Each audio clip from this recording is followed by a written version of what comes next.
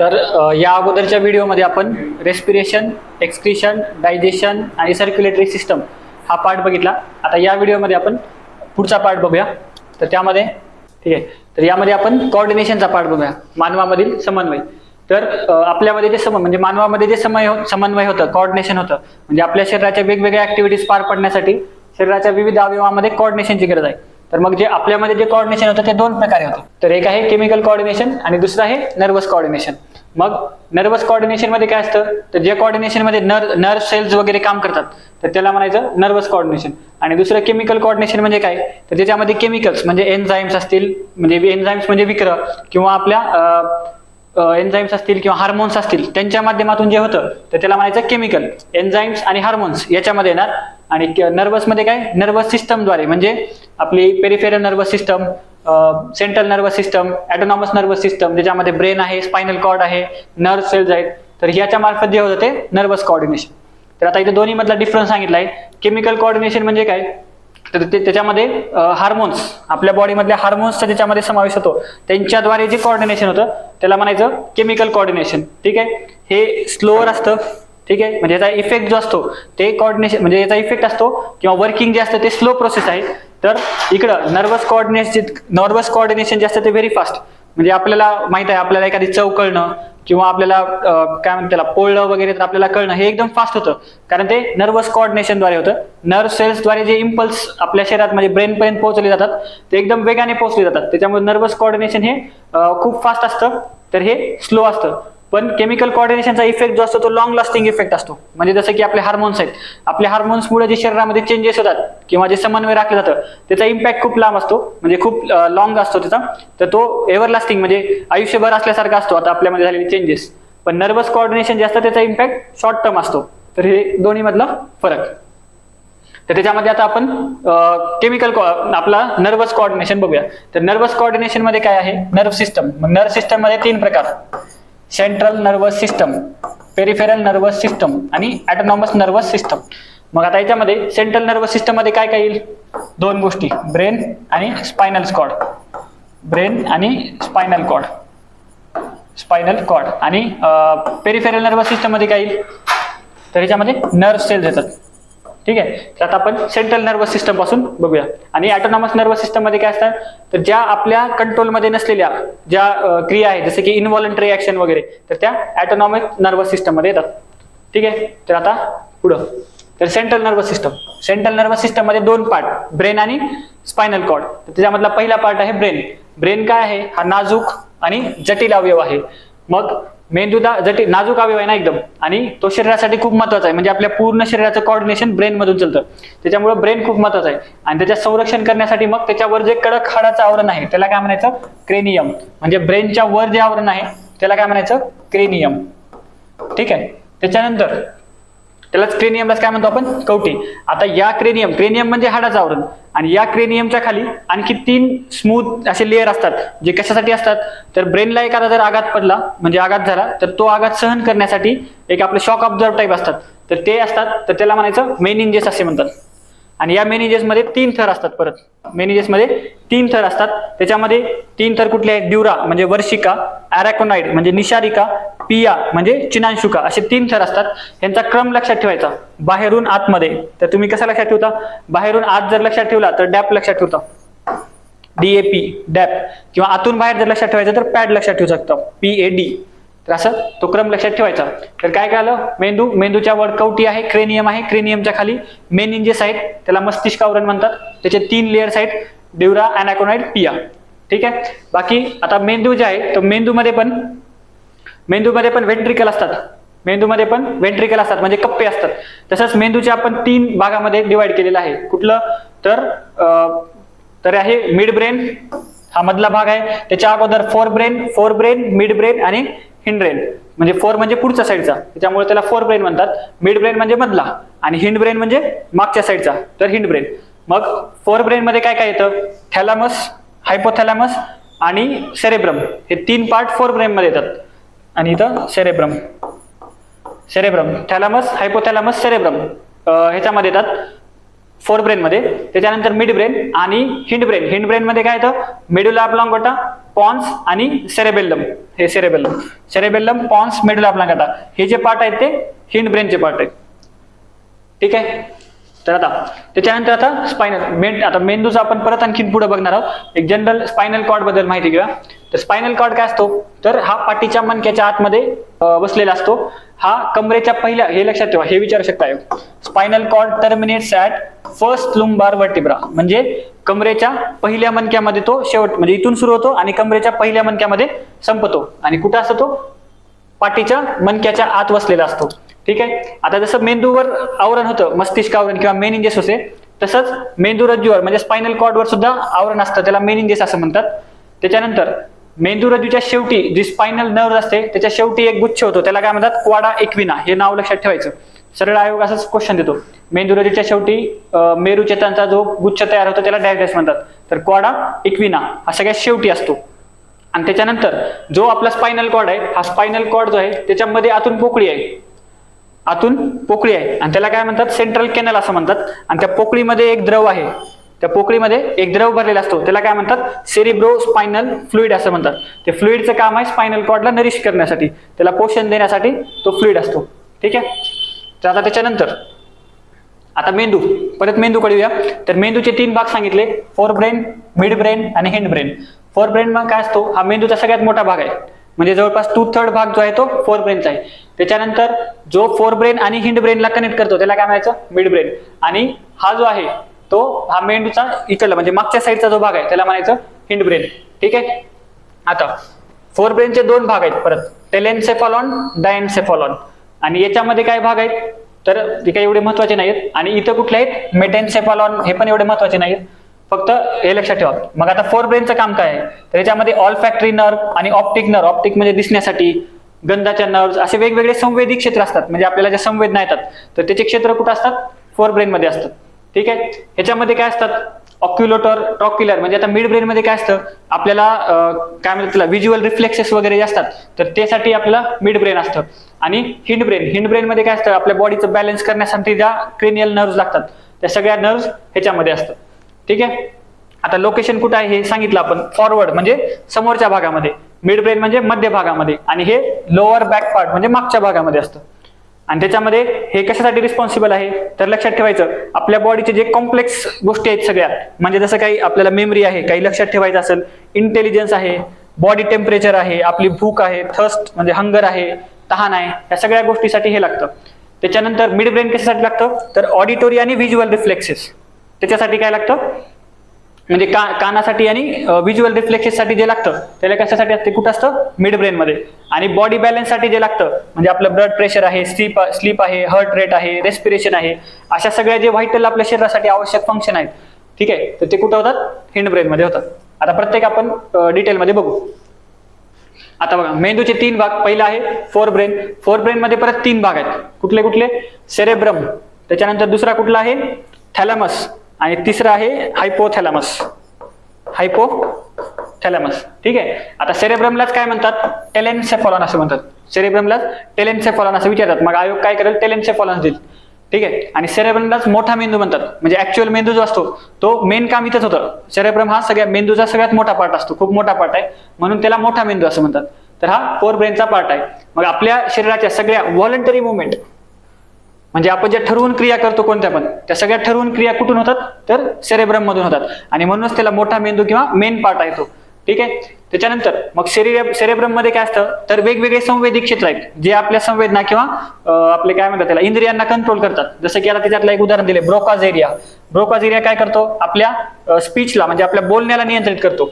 असे वेगवेगळे एरियाज आहेत, ब्रोकाज एरिया, हा एरिया, असं वेगवेगळे एरियाज आहेत. ठीक आहे. त्याच्यानंतर थॅलॅमस,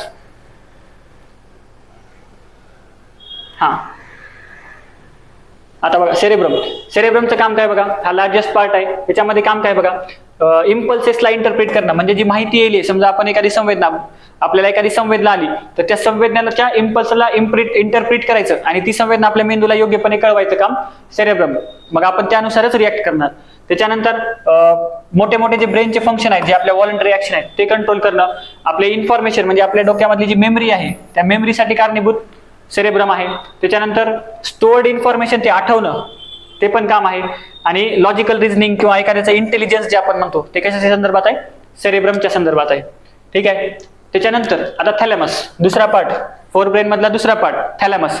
तर थॅलॅमस कशासाठी रिस्पॉन्सिबल असतो, relaying information from the sensory receptors to proper areas of the brain where it can be processed. म्हणजे समजा आपले जे वेगवेगळे सेन्सेस आहेत तर ते आपल्याला म्हणजे टच आहे, तुम्हाला चव असेल किंवा आपल्याला कानाला ऐकलेलं असेल, तर ही जी आपण इन्फॉर्मेशन घेतलेली आहे ती इन्फॉर्मेशन प्रोसेस करण्यासाठी ब्रेनच्या योग्य त्या भागामध्ये, म्हणजे कानानं ऐकलेलं कुठल्या भागात न्यायचं, टच केलेली इन्फॉर्मेशन कुठल्या भागात न्यायची हे सांगण्याचं किंवा हे ठरवण्याचं काम थॅलॅमस आहे. ठीक आहे. तर त्या गोष्टी थॅलॅमस करतं. त्याच्यानंतर काय होतं, तर वेगवेगळ्या म्हणजे जसं आता समजा ऑडिटरी आहे जी कानाच्या ऐकण्यासंदर्भात आहे, व्हिज्युअल आहे जी दिसण्यासंदर्भात आहे, टॅक्टियल म्हणजे टच संदर्भात आहे किंवा टेस्ट संदर्भात आहेत. असे जे सिग्नल आहेत ते सिग्नल ट्रान्समिट करायचं योग्य भागापर्यंत थॅलॅमसचं काम आहे. ठीक आहे. तर थॅलॅमसचं काम असं सिंपल असं लक्षात ठेवायचं, T2P2. काय लक्षात ठेवायचं, T2P2 म्हणजे काय, टच संदर्भात. त्याच्यानंतर टेम्परेचर संदर्भात, टच, टेम्परेचर, त्याच्यानंतर प्रेशर संदर्भात आणि पेन, वेदना वगैरे. तर अशा T2P2 थॅलॅमसचं काम काय, टच, टेम्परेचर, प्रेशर, पेन अशा संदर्भात काम करण्याचं काम थॅलॅमसचं आहे. त्याच्यानंतर हायपोथॅलॅमस. आता हायपोथॅलॅमसचं काम काय आहे, तर हायपोथॅलॅमसचं काम काय, होमिओस्टॅसिस. जे सांगितलं आपल्या बॉडीचं बॅलन्स मेंटेन करणं त्याला काय म्हणायचं, होमिओस्टॅसिस. परत हार्मोन्स, वेगवेगळे हार्मोन्स जे आपल्या ग्रोथसाठी लागणार आहेत त्यांना रिलीज करणं. मेटाबॉलिझम म्हणजे काय, समजा पिट्युटरी ग्लँड्स काय करतं, आपल्या शरीरातल्या सगळ्याला कंट्रोल करतं ना, तर त्या हार्मोन्सला रेग्युलेट करण्याचं काम मेटाबॉलिझम. त्याच्यानंतर टेम्परेचर म्हणजे आपल्या बॉडीचं रेग्युलेशन करणं, टेम्परेचर मेंटेन ठेवणं ते काम करतं. रिप्रोडक्शन म्हणजे काय, तर रिप्रोडक्शनच्या ह्याच्यामध्ये त्याचं काम येतं, म्हणजे इनहेरिटन्स वगैरेच्या गोष्टीमध्ये. त्याच्यानंतर डेली सायकल म्हणजे सकाळी जागणं, दिवसा झोपणं, हे जे आपलं सायकल असतं त्या सायकलनुसार आपल्या शरीरातल्या ऍक्टिव्हिटी चालवण्याचं काम हायपोथॅलॅमसचं आहे. किंवा इमोशन आहेत आपल्या शरीरामध्ये, इमोशन, डोपामाइन रिलीज करणं, तर ते इमोशन्सचं काम. ठीक आहे. इमोशनवर कंट्रोल ठेवण्याचं काम याचं आहे. त्याच्यानंतर इनटेक म्हणजे काय, फूड आहे, वॉटर आहे, म्हणजे आपल्याला भूक लागणं, तहान लागणं, हे काम हायपोथॅलॅमसचं आहे. मग हायपोथॅलॅमसचं काम काय सांगायचं, 3H. काय सांगायचं, हीट म्हणजे टेम्परेचरच्या संदर्भात बॉडी रेग्युलेट करणं. हीट, हंगर म्हणजे तहान आणि भूक. हीट, हंगर आणि H2O बॅलन्स म्हणजे आपल्या शरीरात पाण्याचं प्रमाण जे आहे ते कंट्रोलमध्ये ठेवायचं. हीट, हंगर, H2O ते काय होतं, T2P2 touch, temperature, pressure, pen. ठीक आहे.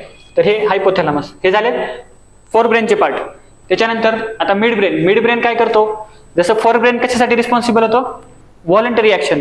तर हे कशासाठी रिस्पॉन्सिबल आहे, अनैच्छिक क्रिया ज्याच्यावर आपला कंट्रोल नाही, तर त्या क्रियांसाठी रिस्पॉन्सिबल आहे.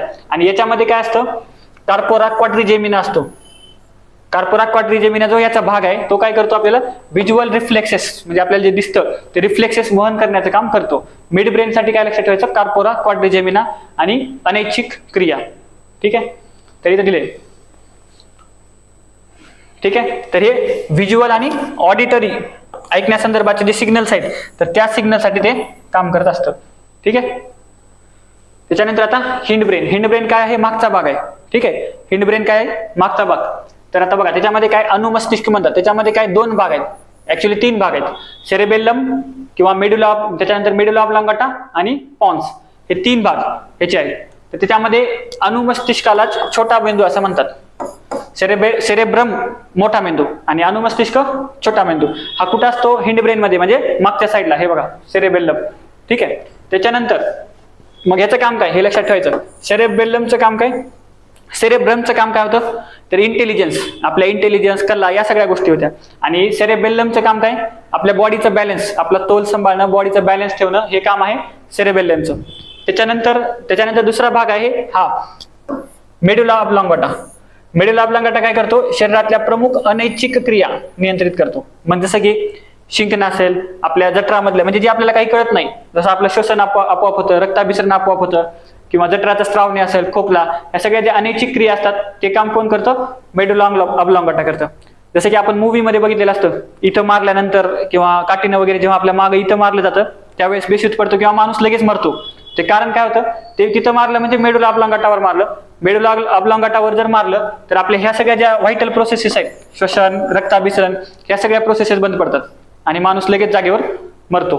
ठीक आहे. आता मग मेडुला ऑब्लॉंगाटा जो आहे तो कशाला जोडतोय? आपला जो ब्रेन आहे वरचा, त्या ब्रेनला आणि स्पायनल कॉर्ड आहे, या स्पायनल कॉर्डला जोडण्याचं काम कोणाचं आहे? मेडुला ऑब्लॉंगाटा.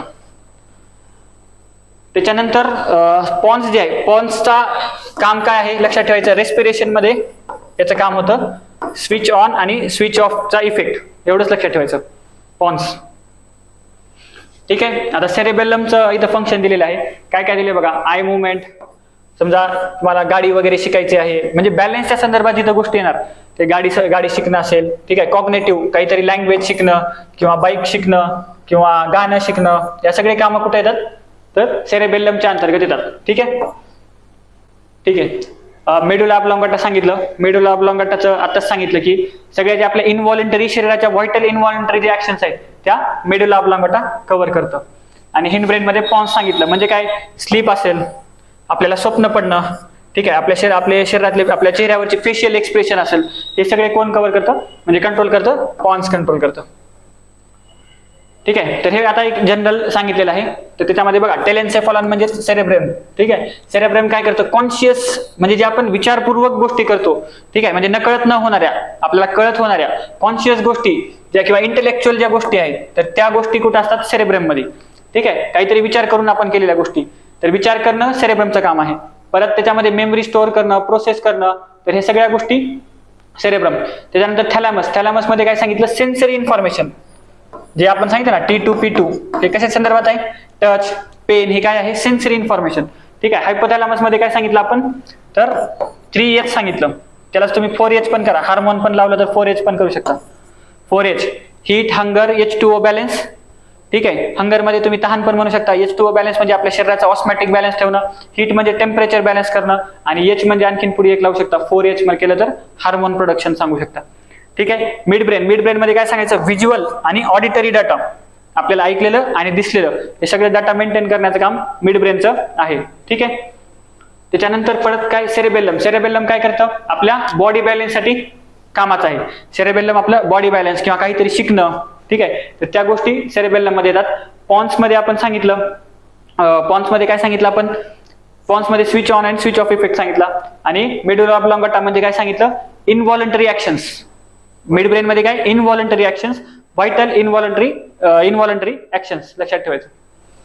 आता हे झाला पहिला पार्ट, म्हणजे सेंट्रल नर्वस सिस्टमचा एक पार्ट काय होता? ब्रेन.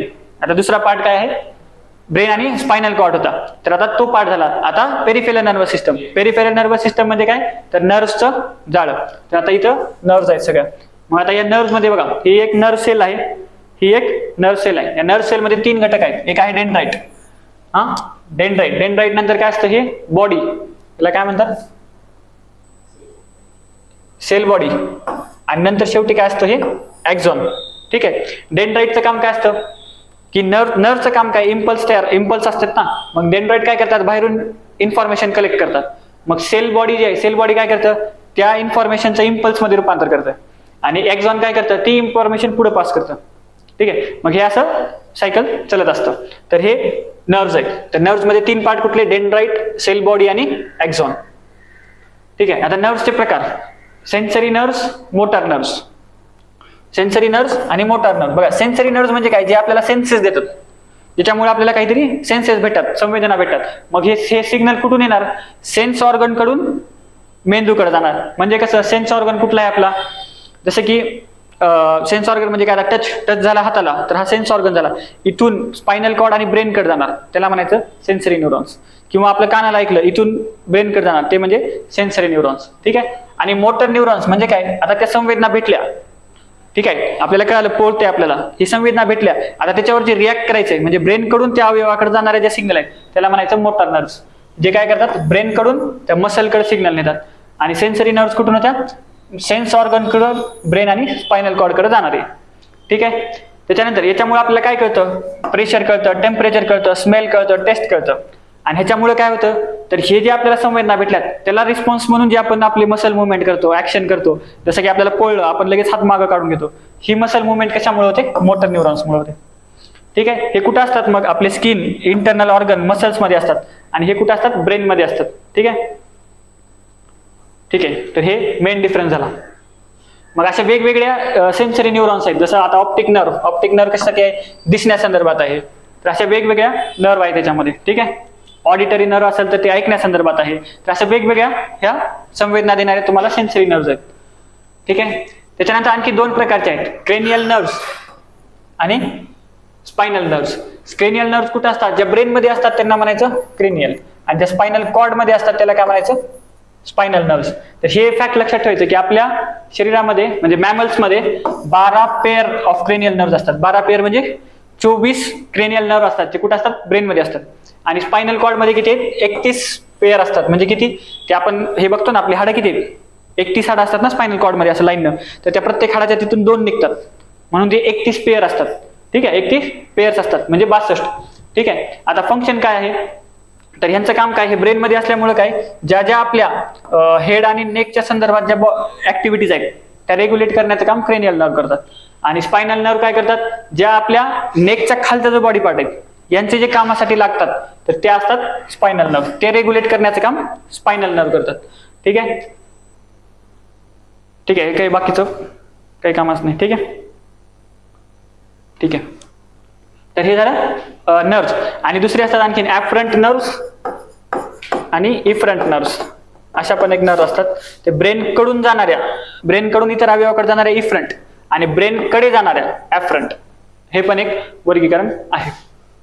ठीक आहे. म्हणजे आता आपण कुठले बघितलं, सेंट्रल नर्वस सिस्टम बघितलं, पेरिफेरल नर्वस सिस्टम बघितलं, आणि आता शेवटचं म्हणजे ऑटोनॉमिक नर्वस सिस्टम. ठीक आहे. आता ऑटोनॉमिक नर्वस सिस्टम म्हणजे काय, की याच्यावर काय असतं, हे स्वायत्त आहे म्हणजे ऑटोनॉमिक आहे, त्याच्यावर आपलं कंट्रोल नाही, म्हणजे याच्यावर आपलं नियंत्रण नसते. ठीक आहे. मग आपल्या शरीरातल्या ज्या वेगवेगळ्या अनैच्छिक क्रिया चालतात त्यांच्यावर नियंत्रण करणारी ही संस्था आहे.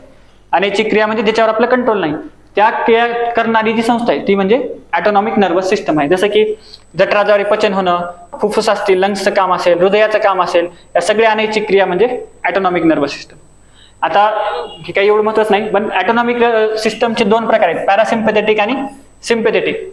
आता लक्षात घ्या, ज्याच्यामध्ये तर ह्याच्यामध्ये काय होतं म्हणजे बघा, पॅरासिम्पॅथेटिक मध्ये काय होतं की जसं तुमचं हार्ट रेट कमी होतं, हार्ट रेट कमी होणार, याच्यामध्ये तुमचे हार्टबीट वाढणार. ठीक आहे. याच्यामध्ये आपले जे म्हणजे लंग्सचे ब्रॉन्काय वगैरे ते कॉन्ट्रॅक्ट होणार, याच्यामध्ये रिलॅक्स होणार. तर हे ह्या दोघांमधला फरक आहे. ठीक आहे. ह्याच्या म्हणजे हे कसं असतं की तुम्हाला काय म्हणतात त्याला, अराउज केल्यासारखं असतं, म्हणजे जास्त केल्यासारखं, आणि ह्याच्यामध्ये तुम्हाला शांत केल्यासारखं असतं, आणि ह्याच्यामध्ये तुम्हाला एक्साइट केल्यासारखं असतं. तर असं 2 याच्यामधला फरक आहे. तर हे फक्त फरक माहित ठेवा.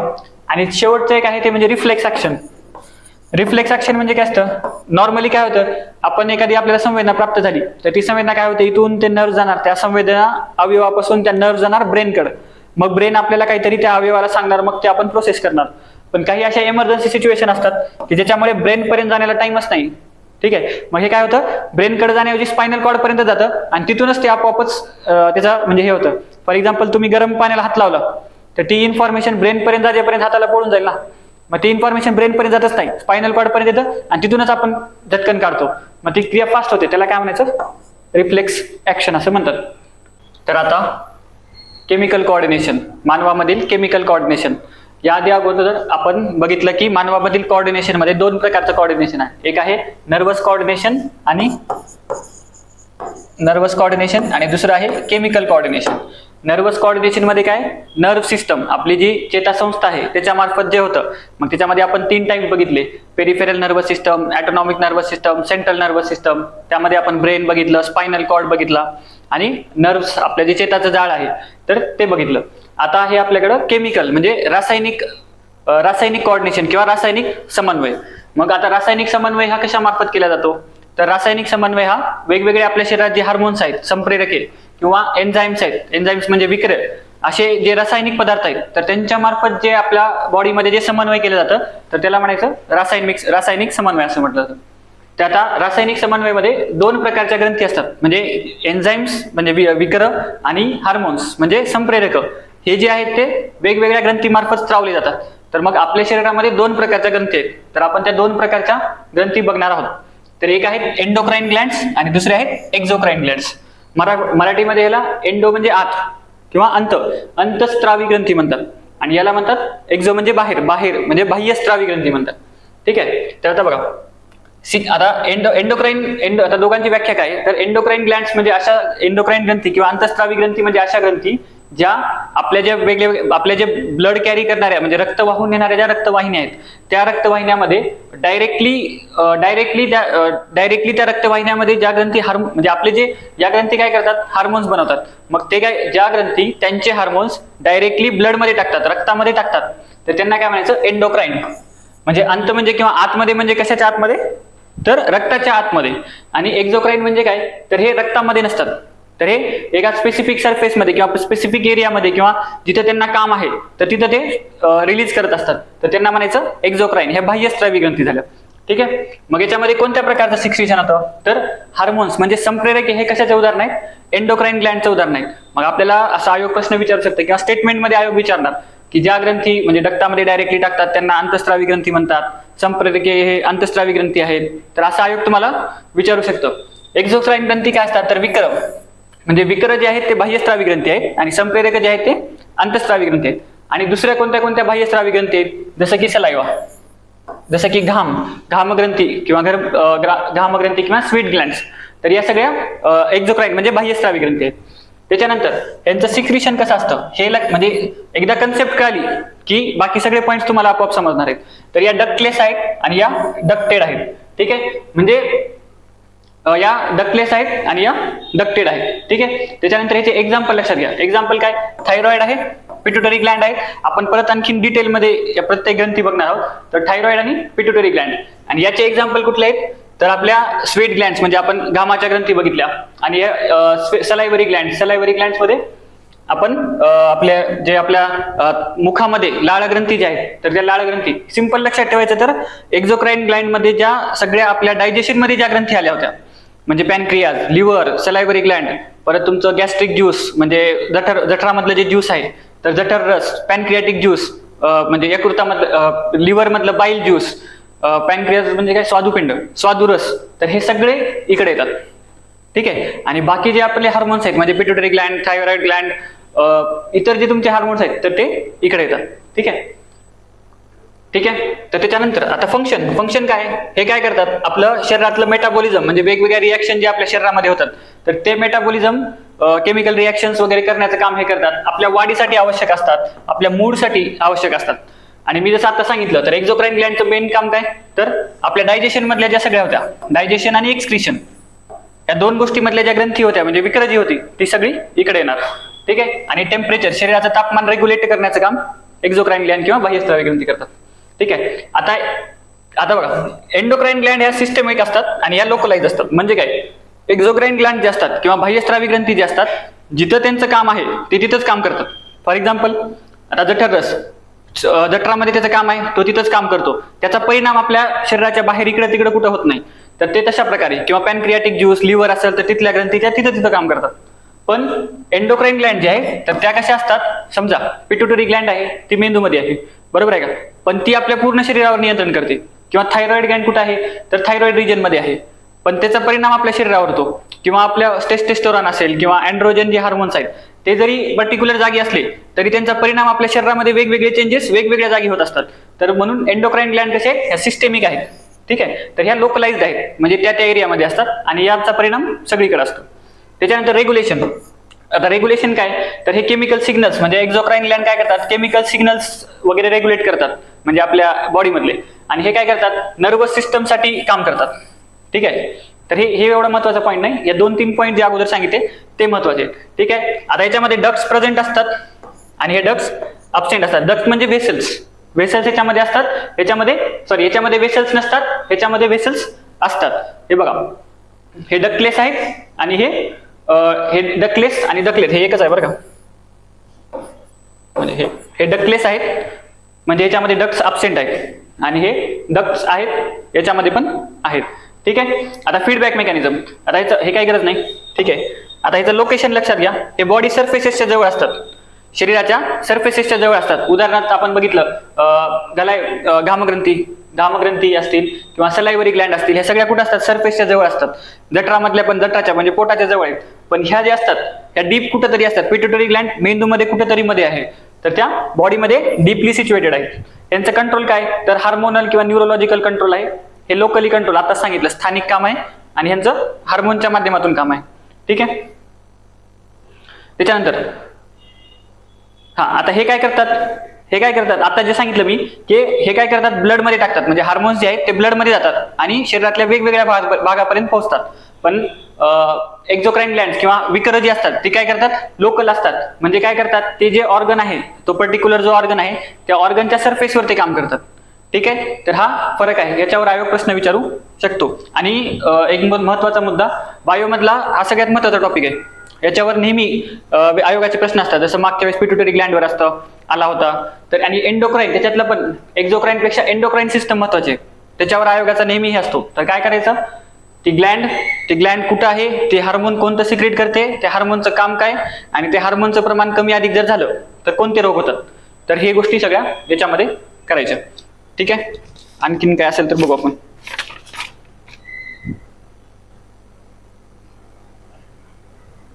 ठीक आहे. ठीक आहे. आता बघा इथं काय होतं, आता जे आपण हा एक मुद्दा परत सांगतो. आता डक्टलेस आणि डक्टेट्स आहे ना. बघा एंडोक्राईन ग्लँड काय असतात? डायरेक्ट रक्तामध्ये जातात आणि रक्तामधून शरीरभर पोहोचतात. त्याच्यामुळे त्यांना कॅरी करण्यासाठी स्पेशल वाहिन्यांची गरज नाही. ठीक आहे. म्हणून ह्याला डक्टलेस म्हणतो आपण, किंवा ह्याच्यामध्ये डक्ट अब्सेंट असतात किंवा वाहिन्या नसतात. पण इथं एक्झोक्राईन ग्लँड काय, त्यांना वाहून नेण्यासाठी आपण बघितलं असेल डायजेशन मध्ये बाईल ज्यूस साठी बाईल डक्ट असतो. तर ते बाईल डक्ट वगैरे म्हणजे ते कॅरी करण्यासाठी काय लागतं? डक्ट लागतं. तर ते डक्ट म्हणून ह्याला इथं डक्ट प्रेझेंट आहेत किंवा डक्टेड असं म्हणतात, कारण यांना वाहिन्याची गरज असते. ठीक आहे. आता इथं शरीरामधल्या वेगवेगळ्या एक्झोक्राईन ग्लँड दिलेले आहेत. ठीक आहे. बघा आता एक्झोक्राईन ग्लँड्स मध्ये कुठं तर हे शरीरामधले वेगवेगळे अवयव, जसं आता आपण म्हणलं बघा सरफेसला आहेत सगळ्या ग्लँड्स. हे डोळ्यामधल्या, जसं उदाहरण कुठलं? टिअर्स. ठीक आहे. माउथ मधले, म्हणजे एक तुम्हाला जस्ट एक्झाम्पल दिलेलं आहे. माउथ मधल्या कुठं आहे? याच्या सलायवा म्हणजे आपले लाळ. त्याच्यानंतर स्किन मध्ये कुठले आहेत? घामग्रंथी आहेत. ठीक आहे. त्याच्यानंतर स्टमक मधले कुठलं? वेगवेगळे विकर कुठली? गॅस्ट्रिक ज्यूस, जठररस, ते जठररसामधली विकर. त्याच्यानंतर ब्रेस्ट मधले काय? मिल्क म्हणजे त्याचं उदाहरण. ठीक आहे. लिव्हर मधलं कोणतं? बाईल ज्यूस. ठीक आहे. पॅनक्रियाज मधलं कुठलं? स्वादुरस, पॅनक्रियाटिक ज्यूस. ठीक आहे. आणि इंटेस्टाईन मध्ये काय? म्युकस. ते अन्न पुढे जावं म्हणून म्युकस लावला जातो ना, तर ते म्युकस. हे अशी एक्झोक्राईन ग्लँडची उदाहरणं आहेत. याच्यामध्ये आपल्याला जास्त वेगळं असं काही करण्याची गरज नाही. जे आपण सगळ्या तिकडं डायजेस्टिव्ह सिस्टम मध्ये केलेले होते तेच सगळे याच्यामध्ये येतात. फक्त उदाहरण लक्षात ठेवायचं. आणखीन सांगायचं म्हटलं तर आपलं हे पण आहे, स्प्लीन पण आहे याच्यामध्ये. मग आयोग तुम्हाला विचारेल की कोणते एक्झोक्राईनचे उदाहरण आहेत आणि कोणते एंडोक्राईनचे उदाहरण आहेत. आणि आणखीन एक गोष्ट लक्षात ठेवायची, पॅनक्रियाज मध्ये दोन्ही पार्ट आहेत. लिव्हर म्हणजे कसं आहे? प्रॉपर एक्झोक्राईन आहे. ठीक आहे. म्हणजे प्रॉपर काय म्हणतात ना, बाह्यस्त्रावी आहे. पण पॅनक्रियाज मध्ये दोन्ही पार्ट आहेत, म्हणजे अंतस्त्रावी पण आहे आणि बाह्यस्त्रावी दोन्ही पण पार्ट आहेत. म्हणून ह्याच्यावर आयोग स्टेटमेंट मध्ये विचारू शकतो की पॅनक्रियाज हे अंतस्त्रावी पण आहे आणि बाह्यस्त्रावी पण आहे. मग त्याच्यातले कोणते बाह्यस्त्रावी आहे, कोणता अंतस्त्रावी आहे, तर ते आपण बघू. ठीक आहे. स्लाइड थोडं उलट झालं. आता हे बघूया. आता फंक्शन्स ऑफ लिव्हर. फक्त आता याच्यातलं आपण लिव्हर बघणार आहोत. काय म्हटलं आपण? एक्झोक्राईन मधलं फक्त आपण लिव्हर बघणार आहोत, कारण त्याचं काम खूप महत्वाचं आहे आणि खूप मोठं काम आहे त्याचं. तर लिव्हरचं काम खूप वाईड, म्हणजे एकदम काय म्हणतात वाईड रेंज असं त्याचं काम आहे. आणि त्याच्यामुळे त्याला काय म्हणतात? शरीरातला सर्वात बिझिएस्ट ऑर्गन किंवा सर्वात व्यस्त अवयव म्हटलं जातं. बघा काय काय काम करतो. तर एक काम आहे डिटॉक्सिफिकेशनचं, म्हणजे शरीरातले जे टॉक्सिक पदार्थ आहेत, म्हणजे विषारी पदार्थ आहेत, त्यांना बाहेर काढण्याचं काम करतो. जसं की ड्रग्ज असतील, फॅटी असतील म्हणजे फॅट्स असतील, टेरॉइड सारखे हार्मोन असतील, अमोनिया किंवा युरिया असेल, किंवा आपले जे शरीरात आणखीन इतर कुठले जे टॉक्सिक किंवा पोल्युटंट्स वगैरे गेले असतील तर ते काढण्याचं काम लिव्हर करते. त्याच्यानंतर मेटाबॉलिझम असेल, तर मेटाबॉलिझम मध्ये काय? परत फॅट्सचं डिटॉक्सिफिकेशन करणं, परत T4चं T3 मध्ये रूपांतर करणं. ते काही एवढं असं महत्वाचं नाही. ठीक आहे. इम्युन सिस्टम मध्ये काय करतं? परत तेच डिटॉक्सिफिकेशन किंवा आपल्याला बाहेरच्या जे व्हायरस आहेत किंवा पॅथोजन आहेत तर त्यांच्यापासून रक्षण करणं, मग त्यांना आपल्यामध्ये घेणं, त्यांना मारणं. ठीक आहे. आणि त्याच्यानंतर बाकी आपली इम्युन सिस्टम मेंटेन करणं. इम्युनी सिस्टमसाठी पण काम करतं. त्याच्यानंतर प्रोटीन सिंथेसिस मध्ये कुठले कुठले प्रोटीन बनवतं, तर बघा प्रोथ्रोम्बिन आपण बघितलं होतं, ब्लड मधलं प्रोथ्रोम्बिन, तर ते इथं बनतं. ब्लड क्लॉटिंग, ते काय करतं, क्लॉटिंगचं काम करतं. त्याच्यानंतर लिपोप्रोटीन्स बनवतात, म्हणजे लिपोप्रोटीन कुठं असतात, कोलेस्ट्रॉल मध्ये असतात, तर ते लिपोप्रोटीन बनवतात. ग्लोब्युलिन कुठं, ग्लोब्युलिन बनवतं. ग्लोब्युलिनचं काम काय, इम्युनोग्लोब्युलिन, इम्युनिटीसाठी, तर इम्युनिटीचं काम करतं. ठीक आहे. अल्ब्युमिन पण इथंच बनतं, जे आपण हे सगळे प्लेटलेट मध्ये बघितलं होतं ना, प्रोथ्रोम्बिन, ग्लोब्युलिन, अल्ब्युमिन. हे अल्ब्युमिन काय करतं, पाण्याचा बॅलन्स, पाण्याचा समतोल राखतं. आणि त्याच्यानंतर हे काय आहे, सेरुलोप्लाझ्मिन. ठीक आहे. हे शरीरामधील कॉपरची अवेलेबिलिटी, म्हणजे कॉपरची उपलब्धता ठरवतं. तर हे असे वेगवेगळे प्रोटीन्स सिंथेसिस करण्याचं किंवा बनवण्याचं काम करतं. त्याच्यानंतर लिव्हर आपल्याला माहित आहे बाईल ज्यूस करतं. लिव्हर काय करतं, बाईल ज्यूस बनवतं, जे कशासाठी लागतं, डायजेशनसाठी लागतं. ठीक आहे. त्याच्यानंतर शरीरातील जे अन्न आहे, म्हणजे शरीरातील अन्न म्हणजेच काय, ग्लुकोज, जे अन्न एक्स्ट्रा झालेलं आहे त्या एक्स्ट्रा अन्नाला ग्लायकोजनच्या स्वरूपात स्टोअर करण्याचं काम कोण करतं, ठीक आहे. तर स्टोरेज म्हणजे जे शरीरातलं जे अन्न आहे किंवा ग्लुकोज आहे, त्या ग्लुकोजचं रूपांतर ग्लायकोजन मध्ये करणं, म्हणजे एक्स्ट्रा अन्न आणि ते ग्लायकोजनच्या स्वरूपात स्टोअर करणं. तर ह्याला काय, हे पण काम ते करतं. आणि ह्याच्यामुळे काय होतं, आपल्या शरीरातला ब्लड आणि शुगर याचा बॅलन्स राखला जातो. नाहीतर खूप ग्लुकोज जास्त झालं तर काय होईल, शुगरचं प्रमाण वाढेल. मग ते मेंटेन करण्याचं काम लिव्हर करतं. त्याच्यानंतर मायक्रोन्यूट्रिएंट स्टोअर करण्याचं काम, जसं की कॉपर, झिंक सारखे मिनरल असतील, copper, zinc, iron, magnesium, vitamins मध्ये ए, डी, ई, के, B12 असे विटॅमिन्स असतील, तर या सगळ्यांना स्टोअर करण्याचं काम करतं. आणि तसंच प्रोडक्ट काय म्हणतात, कोलेस्ट्रॉल बनवण्याचं पण काम करतं. कोलेस्ट्रॉल बनवण्याचं काम पण करतं शरीरामध्ये. मग जसं की आता हे कोलेस्ट्रॉल म्हणजे काय, जे स्टेरॉइड्स वगैरे असतात ना, तर ते बनवण्याचं पण काम करतं. म्हणजे दोन्ही प्रकारचे याचे काम वेगवेगळे आहेत. म्हणजे कॉग्युलंट पण बनवतो, अँटी कॉग्युलंट पण बनवतो. म्हणजे फॅट्सला तो फॅट्स पासून प्रोटेक्शन पण करतो. म्हणजे इथं बघा ह्यांना स्टेरॉइड हार्मोन्सला वगैरे डिटॉक्सिफाय पण करतो. ठीक आहे. आणि इथं कोलेस्ट्रॉल पण बनवतो. इथं फॅट्सचं एक काम आपण बघितलं होतं, फॅट्सला डिटॉक्सिफाय करतो आणि कोलेस्ट्रॉल हा एक प्रकारचा फॅटच आहे, तर त्याला पण बनवतो. असं त्याचं वाईड रेंज ऑफ काम आहे. यकृतामध्ये अजून हे एक थोडंसं आपण बघूया. यकृतामध्ये बघा, इथं आपण बघितलं की लोह जे आहे ते लोहाचं स्टोअर केलं जातं. ते कशा स्वरूपात असतं, फेरिटीनच्या स्वरूपात असतं. फेरिटीनच्या स्वरूपात असतं, फक्त हे लक्षात ठेवण्यासाठी. ठीक आहे. आणि अन्न बघितलं आपण, अन्न कशामध्ये स्टोअर केलं जातं, ग्लायकोजनच्या स्वरूपामध्ये स्टोअर केलं जातं. ठीक आहे. तसंच यकृतामध्ये आणखीन एक कुफर पेशी असतात. आता हे जे आपण बघितलं ना, हे डिटॉक्सिफिकेशनचं काम आहे. ठीक आहे. तर हे कुठल्या पेशी करतात, कुफर पेशी. हे आयोग याच्यावर प्रश्न विचारू शकतो. कोणत्या पेशी, कुपर पेशी. कुपर पेशी काय करतात, तर आपल्या सूक्ष्मजीवांना मारण्याचं काम करतात. इथं बघितलं ना आपण, हे इथं जे आपण बघितलं नाही का, पॅथोजन्स, व्हायरसेस यांना मारण्याचं काम कोण करतात, कुपर पेशी. परत आणखीन आपण बघितलं की जुन्या आरबीसी जे आहेत ते कुठं जाऊन मरतात, स्प्लिहामध्ये मरतात. तर इथं पण काही जे जुन्या जुन्या पेशी असतात, तर त्या जुन्या पेशींना मारण्याचं काम, जसं आरबीसीला हे करण्याचं काम स्प्लिनमध्ये होतं, तसं इथं जुन्या पेशी वगैरे असतील तर त्यांना मारण्याचं काम किंवा हे करण्याचं काम परत कुपर पेशी करतात. ठीक आहे.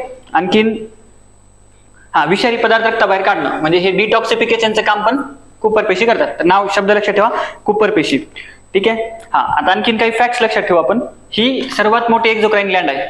लिव्हर ही सर्वात मोठी एक्झोक्राईन ग्लँड आहे. लिव्हरला रक्त कोण पुरवठा करतं, हिपॅटिक आर्टरी.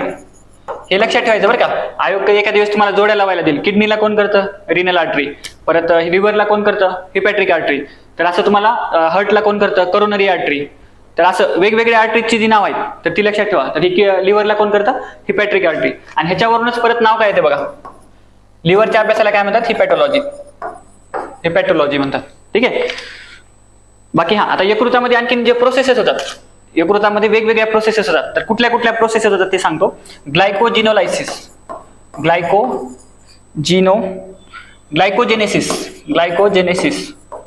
हे जे आहे बघा, हे म्हणजेच ग्लायकोजन. जेनेसिस म्हणजे बनवणं, ग्लायकोजनला बनवणं म्हणजे ग्लायकोजेनेसिस. तर हे ग्लायकोजेनेसिस.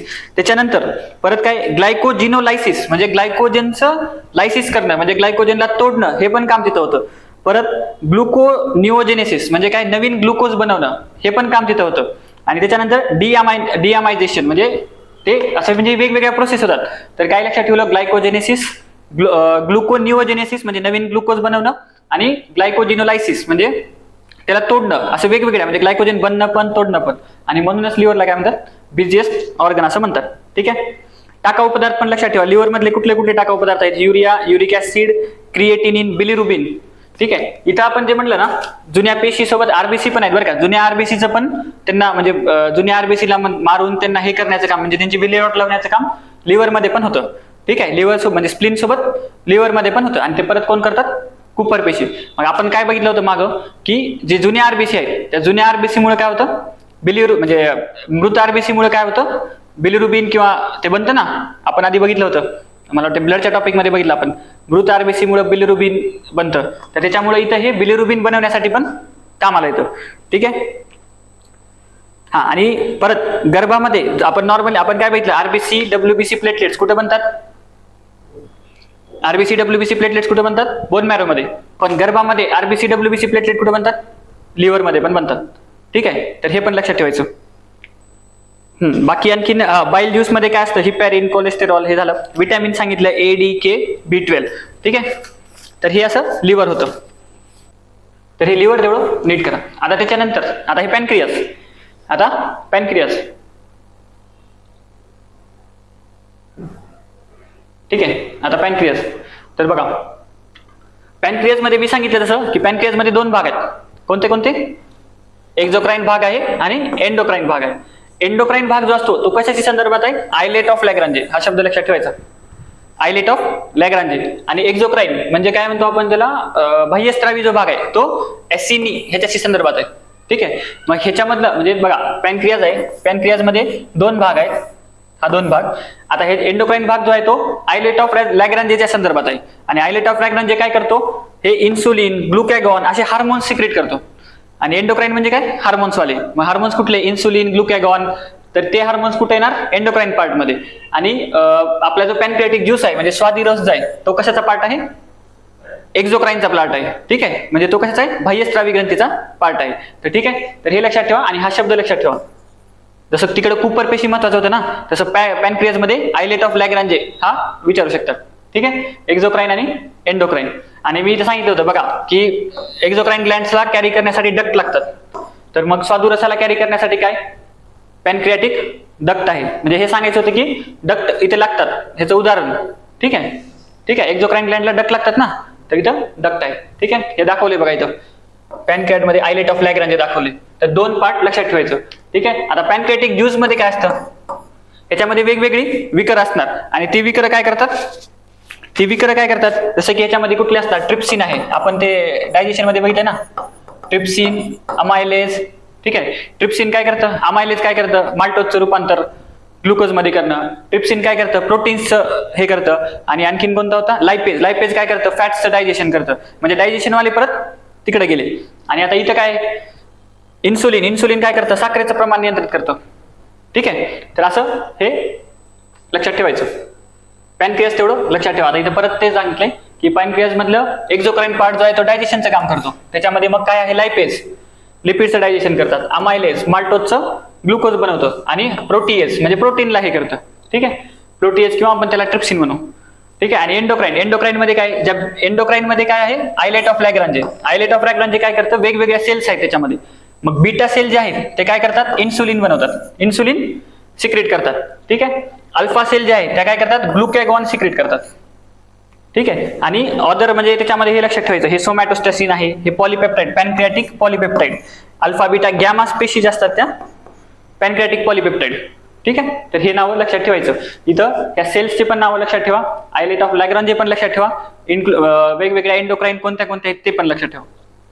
ठीक आहे. तर आता आपण एक्झोक्राईन ग्लँड्स बघितल्या, त्याची एक्झाम्पल बघितले, लिव्हर, पॅनक्रियाज वगैरे बघितलं.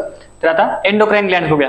आणि एक्झामच्या दृष्टीने हा पॉईंट खूप महत्वाचा आहे. हा चॅप्टर खूप महत्वाचा आहे म्हणून आपण स्लो चाललो, डबल वाक्य रिपीट करतोय आणि टाइम घेतोय, कारण हा चॅप्टर महत्वाचा आहे. तर त्याच्यामध्ये बघूया आता वेगवेगळ्या प्रकारचे एंडोक्राईन ग्लँड्स, त्यांचे हार्मोन्स, आणि म्हणजे ती ग्लँड कोणता हार्मोन सिक्रेट करते, मग त्या हार्मोनचं काम काय, आणि मग त्याच्यानुसार ते जर कमी झालं किंवा जास्त झालं तर त्याच्यानुसार काय डिसीज होतात. तर हे सगळं महत्वाचं आहे. दरवर्षी याच्यावर एक क्वेश्चन नेहमी असतो, तर पाठ करून घ्यायचा, पाठच करायचा. तर आता पहिले कोणते आहेत, तर पिट्युटरी ग्लँड. ठीक आहे.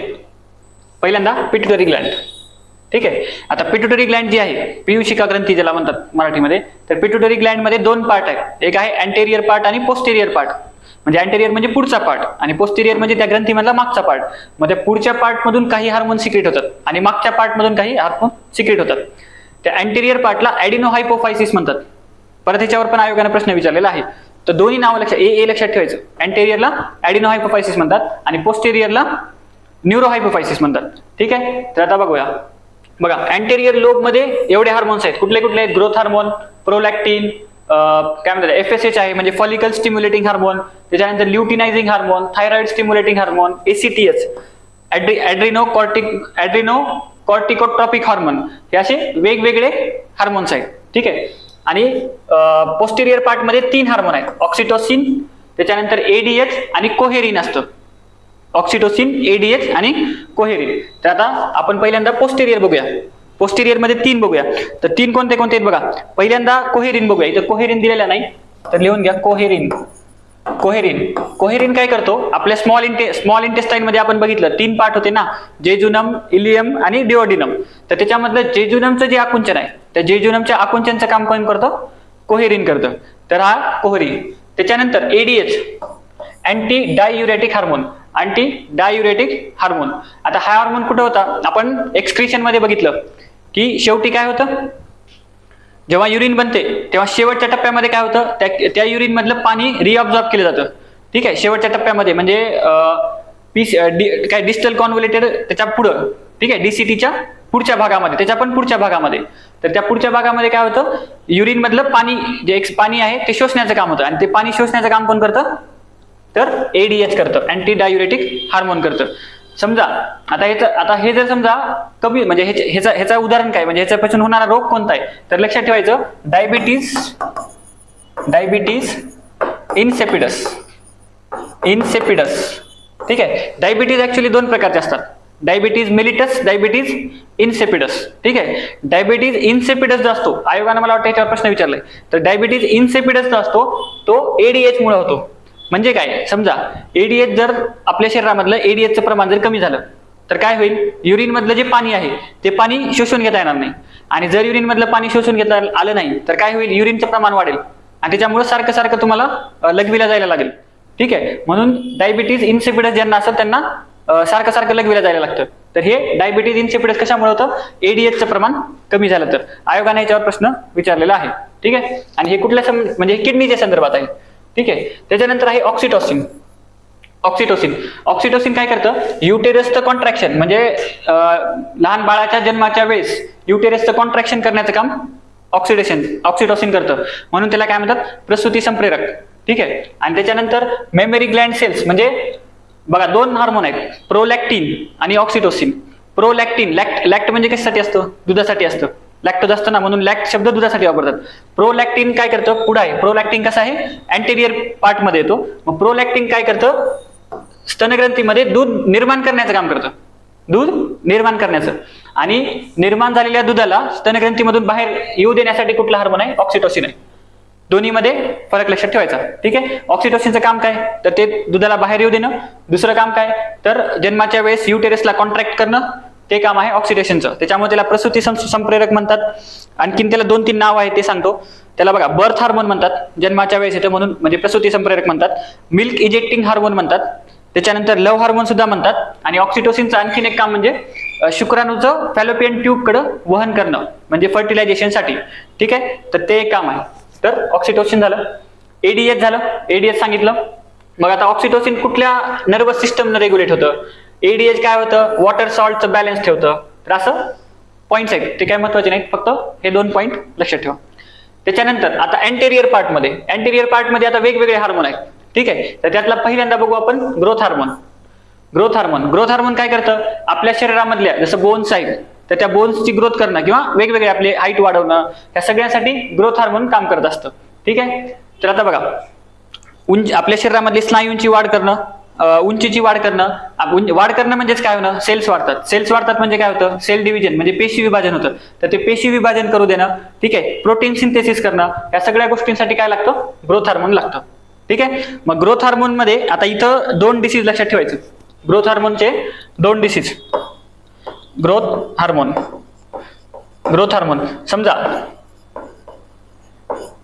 ग्रोथ हार्मोन जर वाढला आणि ग्रोथ हार्मोन कमी झाला जर ग्रोथ हार्मोन वाढला, शरीरामधील ग्रोथ हार्मोन जर वाढला तर प्रौढामध्ये कोणता रोग होतो? बघा, वाढण्यामध्ये पण अजून दोन, तुम्ही असा चार्ट बनवू शकता, प्रौढामध्ये आणि लहान मुलामध्ये. कमी झाला तरी पण प्रौढामध्ये आणि मुलांमध्ये. बघा, ग्रोथ हार्मोन जर वाढला तर प्रौढामध्ये कोणता रोग होतो? ॲक्रोमेगली. ठीक आहे, ॲक्रोमेगली हे नाव लक्षात ठेवा, आयोग असले प्रश्न विचारतात. ॲक्रोमेगली, ॲक्रोमेगली. ठीक आहे. आणि मग लहान मुलांमध्ये कोणता रोग होतो? लहान मुलांमध्ये कोणता रोग होतो? तर गिग्नॅटिझम. गिग्नॅटिझम म्हणजे काय होणार? एखाद्याची उंची खूप जास्त वाढलेली असणार, ॲबनॉर्मल उंची, नॉर्मल उंचीपेक्षा त्याची खूप जास्त उंची असणार, त्याला गिग्नॅटिझम किंवा जायंट टाईप तसं ना, तसं गिग्नॅटिझम. ठीक आहे, मी जायंट गिग्नॅटिझम असं लक्षात ठेवलं. आणि त्याच्यानंतर जर कमी झालं तर प्रौढामध्ये कोणता रोग होतो? Simons disease. Simons disease. आणि मुलांमध्ये कोणता होतो? लहान मुलांमध्ये डॉर्फिझम. डॉर्फिझम. ठीक आहे, डॉर्फिझम होतो. डॉर्फिझम म्हणजे डॉर्फ म्हणजे बुटका, मग ते बुटका राहणं म्हणजे हे. ठीक आहे, तर हे ग्रोथ हार्मोनचे डिसीजेस लक्षात ठेवा. ठीक आहे. ठीक आहे, तर हे ग्रोथ हार्मोन. त्याच्यानंतर ग्रोथ हार्मोन नंतर प्रोलॅक्टिन. प्रोलॅक्टिन काय सांगितलं आपण? मिल्क प्रोडक्शनला स्टिम्युलेट करतं, म्हणजे दुधाची निर्मिती करण्यामध्ये हे हार्मोन येतं. ठीक आहे. आता फॉलिकल स्टिम्युलेटिंग हार्मोन. ठीक आहे, मग हे काय करतं? फॉलिकल स्टिम्युलेटिंग हार्मोन काय करतं?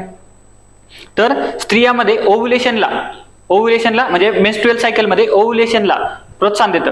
आणि पुरुषांमध्ये काय करतं? तर काय म्हणतात त्याला, वृषण किंवा अंडाशय वाढवणं ह्याचं काम FSH आहे, म्हणजे कोणाचं? फॉलिकल स्टिम्युलेटिंग हार्मोनचं आहे. ठीक आहे. त्याच्यानंतर ल्युटिनायझिंग हार्मोन.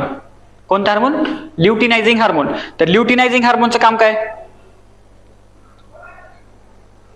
ठीक आहे, तर ठीक आहे, ल्युटिनायझिंग हार्मोन काय करतं? स्टिम्युलेट्स ओव्हरीज आणि टेस्टीज. ओव्हरीला आणि टेस्टीजला. टेस्टीज काय करतात? टेस्टेस्टेरॉनचं प्रोडक्शन करतात. आणि ओव्हरीज काय करतात? तर स्त्रियामधले जे चेंजेस वगैरे होणार आहेत त्याच्यासाठी जे हार्मोन्स लागतात, तर त्याच्यासाठी कुठले? ओव्हरीज आहेत, म्हणजे त्याला काय म्हणतो आपण? इस्ट्रोजन.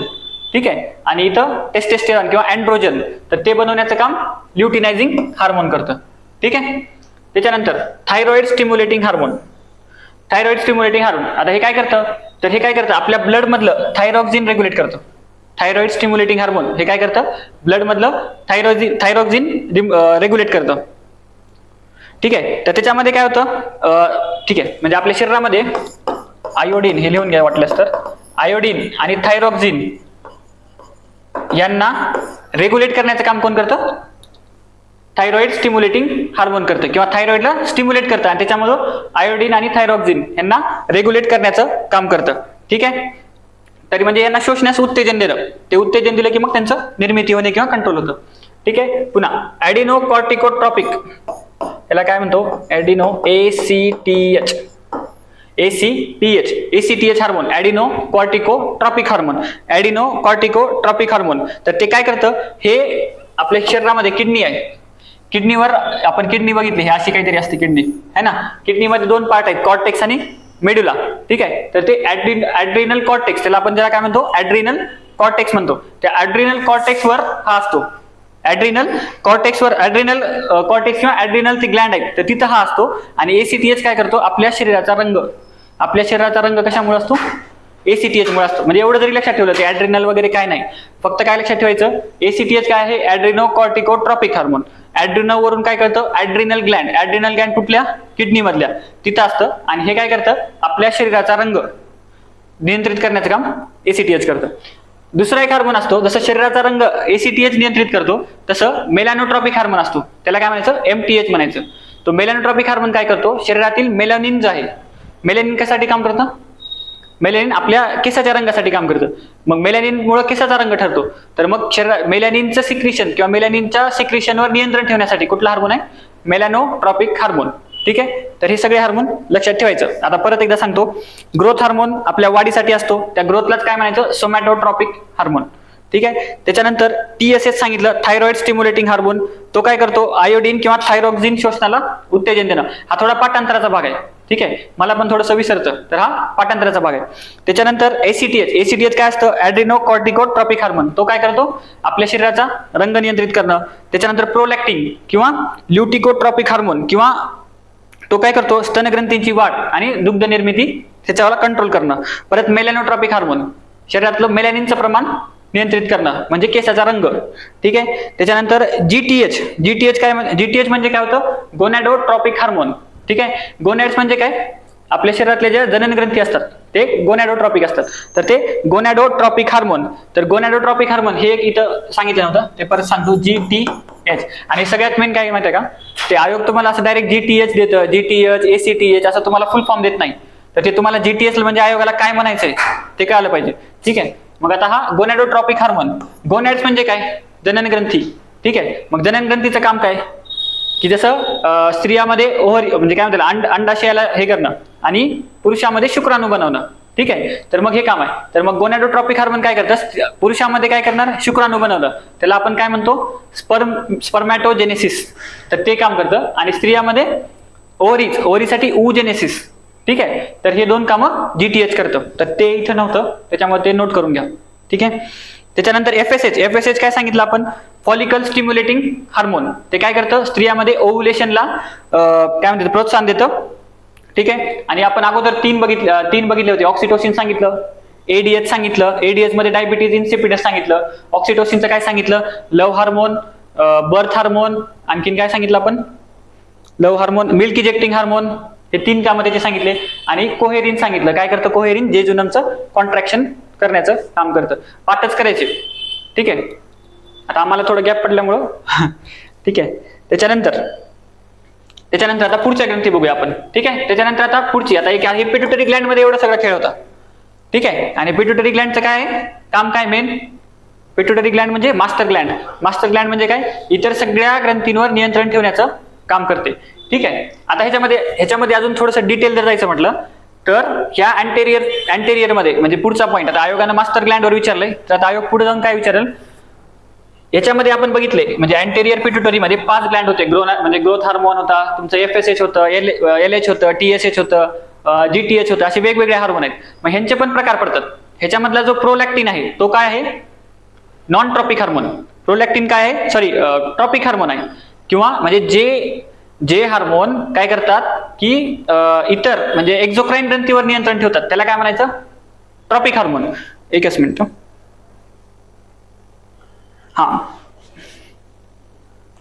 जे हार्मोन इतर एक्झोक्राईन ग्रंथींवर जर नियंत्रण ठेवत असेल, एक्झोक्राईन, त्याला काय म्हणायचं, ट्रॉपिक हार्मोन. प्रोलॅक्टिन फक्त एकटाच ट्रॉपिक हार्मोन आहे. आणि बाकी सगळे काय करतात, एंडोक्राईन ग्रंथीवर नियंत्रण ठेवतात. जसं थायरॉक्सिन काय एंडोक्राईन हार्मोन आहे ना, त्याच्यावर नियंत्रण ठेवतो. परत तुमचं गोनॅडोट्रॉपिक हार्मोन तो काय करतो, स्पर्म वगैरे बनवतो. मग ते काय आहेत, एक्झोक्राईन, टेस्टोस्टेरॉन, अँड्रोजन, हे काय आहेत, एंडोक्राईन आहेत ना. म्हणजे एंडोक्राईनवर नियंत्रण ठेवतात, त्याला काय म्हणायचं, नॉन ट्रॉपिक. आणि जे फक्त काय म्हणतात एक्झोक्राईनवर नियंत्रण ठेवतो. आता बघा प्रोलॅक्टिनचं काम काय होतं, दूध बनवणं, म्हणजे दुधाची निर्मिती करणं. मग दुधाची निर्मिती करणं हे काम आहे. आणि तिथं कोणत्या ग्लँड्स आहेत, मेमरी ग्लँड्स आहेत ना. म्हणजे मेमरी ग्लँड्स आहेत. आणि मेमरी ग्लँड्स आपण बघितलं कशामध्ये येतात, एक्झोक्राईन मध्ये येतात. ठीक आहे. म्हणजे प्रोलॅक्टिन काय करतं, एक्झोक्राईन ग्लँड्सवर कंट्रोल ठेवतं. ठीक आहे. मग ते एक्झोक्राईन ग्लँड्सवर कंट्रोल ठेवतं, म्हणून त्याचं काय, ट्रॉपिक हार्मोन आहे. आणि जे एंडोक्राईन ग्लँड्सवर कंट्रोल ठेवतं ते काय आहे, नॉन ट्रॉपिक आहे. ठीक आहे. म्हणून ह्या 5 मधलं फक्त प्रोलॅक्टिन असा आहे जो ट्रॉपिक आहे. म्हणून प्रोलॅक्टिनचं दुसरं नाव काय आहे, ल्युटिकोट्रॉपिक असं पण त्याला म्हणतात. ल्युटिओट्रॉपिक असं म्हणतात, ते ट्रॉपिक शब्द तिथं आहे. ठीक आहे. तर हे लक्षात ठेवायचं, कारण पिट्युटरी ग्लँड मध्ये जे सगळ्या ग्रंथी आहेत ते काय करतात, स्वतः काय करत नाही, दुसऱ्या ग्रंथींवर नियंत्रण ठेवण्याचं काम करतात. ठीक आहे. मग नियंत्रण कोणत्या ग्लँडवर ठेवतात, एक्झोक्राईनवर ठेवतात का एंडोक्राईनवर, ह्याच्यानुसार प्रकार पडलेले आहेत. ठीक आहे. ठीक आहे. त्याच्यानंतर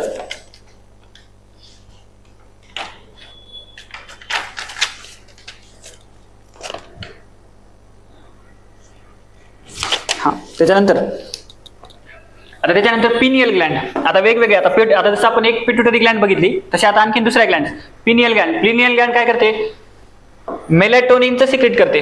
ठीक आहे. मेलॅटोनिनचं सिक्रेट करते. बघा लक्षात घ्या, मेलॅनिन वेगळं होतं, मेलॅटोनिन वेगळं आहे. हे मेलाटोनिनचं सिक्रेशन करतं आणि मेलाटोनिनमुळे काय होतं की आपल्याला जे आपल्याला काय म्हणतात त्याला पिरियडिक किंवा रिदमिक ऍक्टिव्हिटीज असतात, म्हणजे आपल्याला सकाळी जाग येणं, रात्री झोप येणं, असं होत नाही ना आपल्याला की आपण दिवसभर झोपतो आणि रात्री जागत राहतो. मग आपल्याला जे आपलं सायकल आहे हे सायकल मेंटेन करण्याचं काम कोण करतं? पिनियल ग्लँड करते. ठीक आहे, तर पिनियल ग्लँड लक्षात ठेवायची. आणि पिनियल ग्लँड ही सेकंड काय म्हणते पिनियल ग्लँड ही त्याच्यानंतर दुसरं अजून ह्याचं काम काय? एक तर काय होतं आपल्याला दिवस रात्र ही जी सायकल आहे ते मेंटेन करणं, आणि दुसरं काम काय आहे सगळ्यात main anti ageing hormone. Anti ageing म्हणजे आपल्याला ताजेतवाने किंवा यंग दिसणं, आपल्याला यंग दिसतं हे कशामुळे होतं? पिनियल ग्लँडमुळे होतं. ठीक आहे, पिनियल ग्लँडमुळे होतं. आणि पिट्युटरी ग्लँड जी असते ती सर्वात छोटी ग्रंथी आहे ना शरीरामधील, सगळ्यात छोटी ग्रंथी आहे पिट्युटरी ग्लँड. तर पिनियल ग्लँड काय? सेकंड छोटी आहे. ठीक आहे, त्याच्यानंतर आता बघा थायरॉइड ग्लँड. आता थायरॉइड ग्लँड मध्ये कोणता हार्मोन सिक्रेट करते? थायरॉक्सिन, त्याला T4 म्हणतात किंवा ट्रायआयोडो हायड्रोनिम T3 असं म्हणतात. मग यांचं काम काय आहे? तर शरीरातल्या वेगवेगळ्या मेटाबॉलिक प्रोसेसेस जे आहेत, आपल्या शरीरातल्या वेगवेगळ्या जे प्रोसेसेस चालतात त्यांना मेंटेन करण्याचं काम ते करतं. तर त्याची आणखीन थायरॉइड ग्लँड मध्ये बघा मग वेगवेगळ्या प्रोसेसेस म्हणजे कोणत्या प्रोसेसेस? तर बीएमआर म्हणजे काय? Basal metabolic rate. Basal metabolic rate म्हणजे कसं की समजा आपण रात्री झोपलोय, आपण रात्री झोपल्यानंतर पण आपल्या शरीरात ऍक्टिव्हिटीज होत राहतात ना, जसं आपलं हार्टबीट आहे, तुमचं रक्ताभिसरण आहे किंवा वेगवेगळ्या शरीरातल्या ऍक्टिव्हिटी चालूच असतात, तर त्याला काय म्हणतात? Basal metabolic rate. मग ते कंट्रोल करण्याचं काम थायरॉक्सिन करतं. त्याच्यानंतर कॅलोजेनिक इफेक्ट म्हणजे काय? ग्लुकोज पासून ऊर्जा निर्मिती, ग्लुकोज पासून ऊर्जा बनवणं म्हणजे कॅलरीज बनवणं. तर ते कॅलोजेनिक इफेक्टचं काम कोण करतं? थायरॉक्सिन. त्याला काय म्हणायचं? कॅलोजेनिक इफेक्ट म्हणजे कॅलरीज बनवणं. ठीक आहे, ते काम करणं. पुन्हा प्रोटीन, जे आपल्या शरीरामध्ये प्रोटीन बनत आहेत तर त्याच्यावर नियंत्रण ठेवणं. शरीराची वाढ, जननग्रंथीचा विकास म्हणजे हे जे वाईट काम आहेत. ठीक आहे, त्याच्यानंतर आपल्या शरीरामधलं साखरेचं प्रमाण वाढवणं, त्याला काय म्हणायचं? हायपरग्लायसिमिया म्हणजे साखरेचं प्रमाण वाढणं, ते साखरेचं प्रमाण नियंत्रित करणं, हे पण काम त्याच्याकडे आहे. तुम्ही बघितलं असाल ज्यांना म्हणजे थायरॉक्सिनचा वगैरे प्रॉब्लेम आहे तर त्यांच्यामध्ये जाडी वाढलेली असते है ना, कारण म्हणजे आपल्या त्या सगळ्या ज्या गोष्टी जे चेंजेस होतात ते कशामुळे होतात? ह्याच्यामुळे होतात ना प्रॉब्लेम. मग ते मेंटेन राहण्यासाठी ह्याचं प्रमाण मेंटेन राहणं आवश्यक आहे, म्हणजे आपलं शरीर नॉर्मल राहण्यासाठी ह्याचे प्रमाण मेंटेन राहणं आवश्यक आहे. ठीक आहे, म्हणजे आपल्या हार्ट रेटचं नियंत्रण असेल तर अशी वेगवेगळे काम आहेत. म्हणजे आपण जे मेटाबॉलिक प्रोसेसेस म्हणलं ना, त्या मेटाबॉलिक प्रोसेसेस मध्ये काय आलं? Basal metabolic processes, heart rate आला तुमचा, शुगरचं नियंत्रण आलं, तर ह्या सगळ्या गोष्टी थायरॉक्सिन मध्ये येतात. त्याच्यानंतर पॅराथायरॉइड ग्लँड. पॅराथायरॉइड ग्लँड कोणता हार्मोन सिक्रेट करतात? पॅरा हार्मोन किंवा पॅराथायरॉइड हार्मोन. त्याच्यात सगळ्यात एका वाक्यात काम सांगायचं मला तर कॅल्शियमचं, ब्लड मधलं कॅल्शियमचं प्रमाण नियंत्रित करणं. ठीक आहे, त्याच्यानंतर थायमस ग्रंथी. थायमस ग्रंथी काय करतात? थायमोसिन हार्मोन सिक्रेट करतात.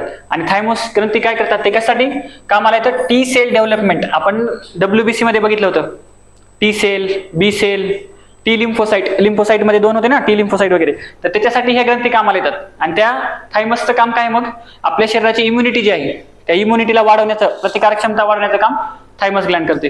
त्याच्यानंतर ऍड्रिनल ग्लँड्स मध्ये दोन प्रकारचं मी आता सांगत होतो ना, किडनीमध्ये काय? ऍड्रिनल कॉर्टेक्स आणि मेडुला. मग त्याच्यामध्ये दोन पार्ट आहेत ना, वरचा पार्ट कॉर्टेक्स आहे, खालचा पार्ट मेडुला आहे. म्हणजे वरच्या आवरणामध्ये जे आहेत त्या ऍड्रिनल कॉर्टेक्समुळं काही हार्मोन सिक्रेट होतात, आणि जो खालचा आहे ऍड्रिनल मेडुला त्याच्यामुळे काही हार्मोन सिक्रेट होतात. मग ऍड्रिनल मेडुलामुळे कोणता हार्मोन सिक्रेट होतो? तर ऍड्रिनल मेडुलामुळे सगळ्यात महत्वाचा जो हार्मोन आहे तो म्हणजे इफिनेफ्रिन आणि नॉरइफिनेफ्रिन. याचं काम काय बघा? Simple, fear fight flight.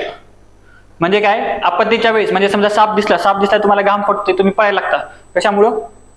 ऍड्रिनल Gland मधल्या त्या नॉरइफिनेफ्रिनमुळे तुम्ही पळायला लागता. म्हणजे इमर्जन्सी रिस्पॉन्स, इमर्जन्सी सिच्युएशन मध्ये काय केलं पाहिजे तर ते तुम्हाला हे ठरवतं. ठीक आहे, जर साप दिसला आणि तुम्ही जर पळत नसाल याचा अर्थ तुमचं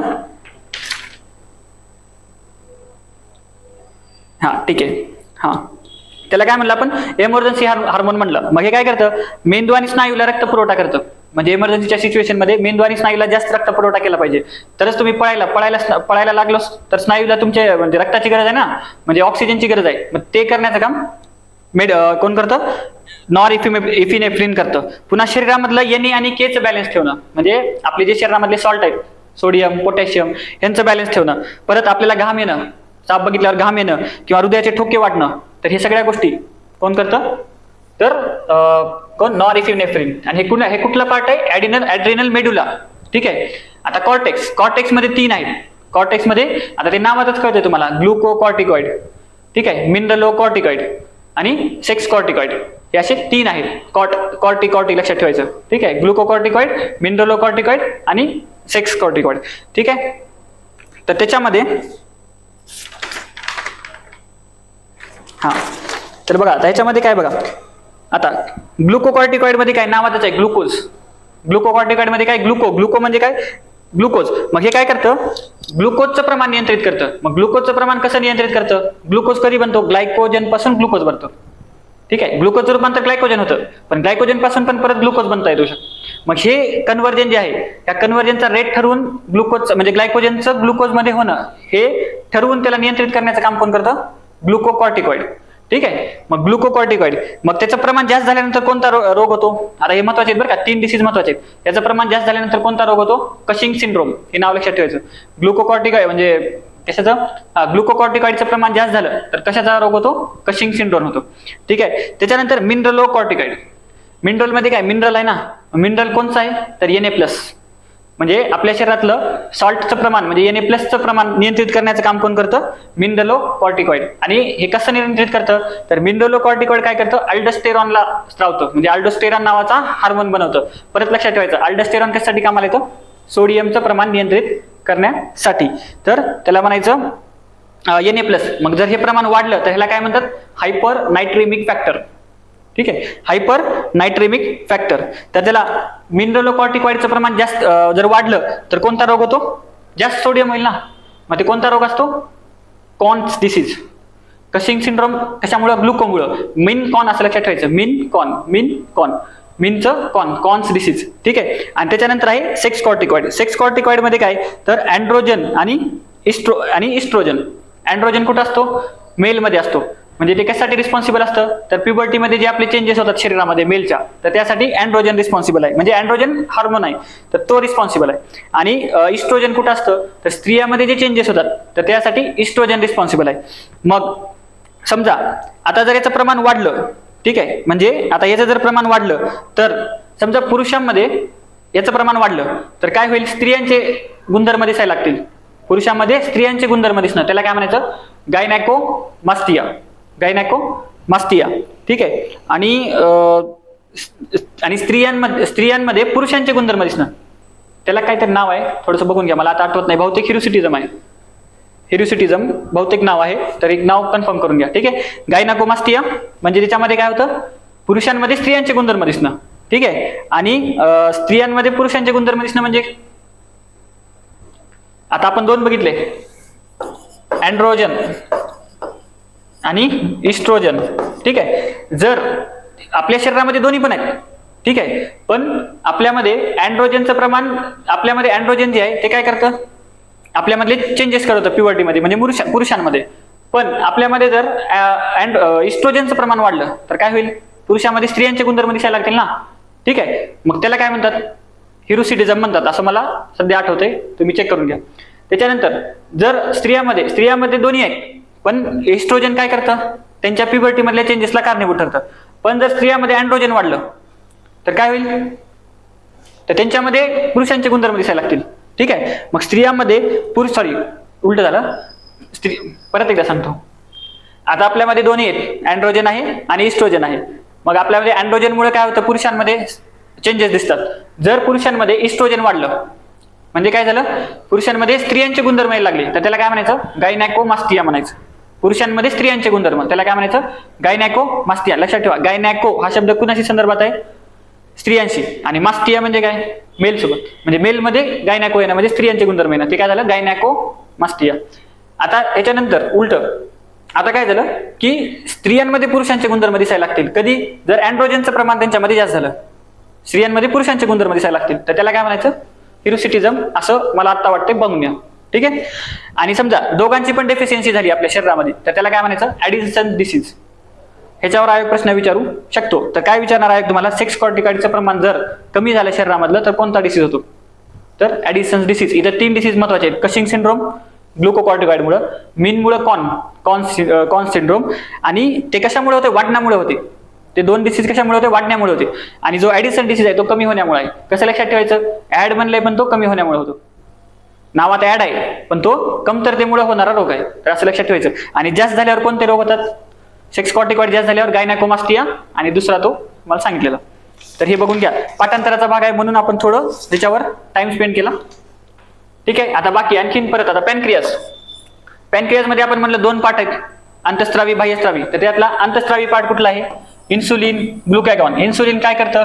तर शरीरातलं ग्लुकोजचं प्रमाण म्हणजे शुगरचं प्रमाण नियंत्रित करतं, आणि ग्लुकॅगॉन काय करतं? तर ते पण ग्लुकोजचं प्रमाण नियंत्रित करतं. ठीक आहे. फक्त इन्सुलिन काय करतं लक्षात ठेवायचं?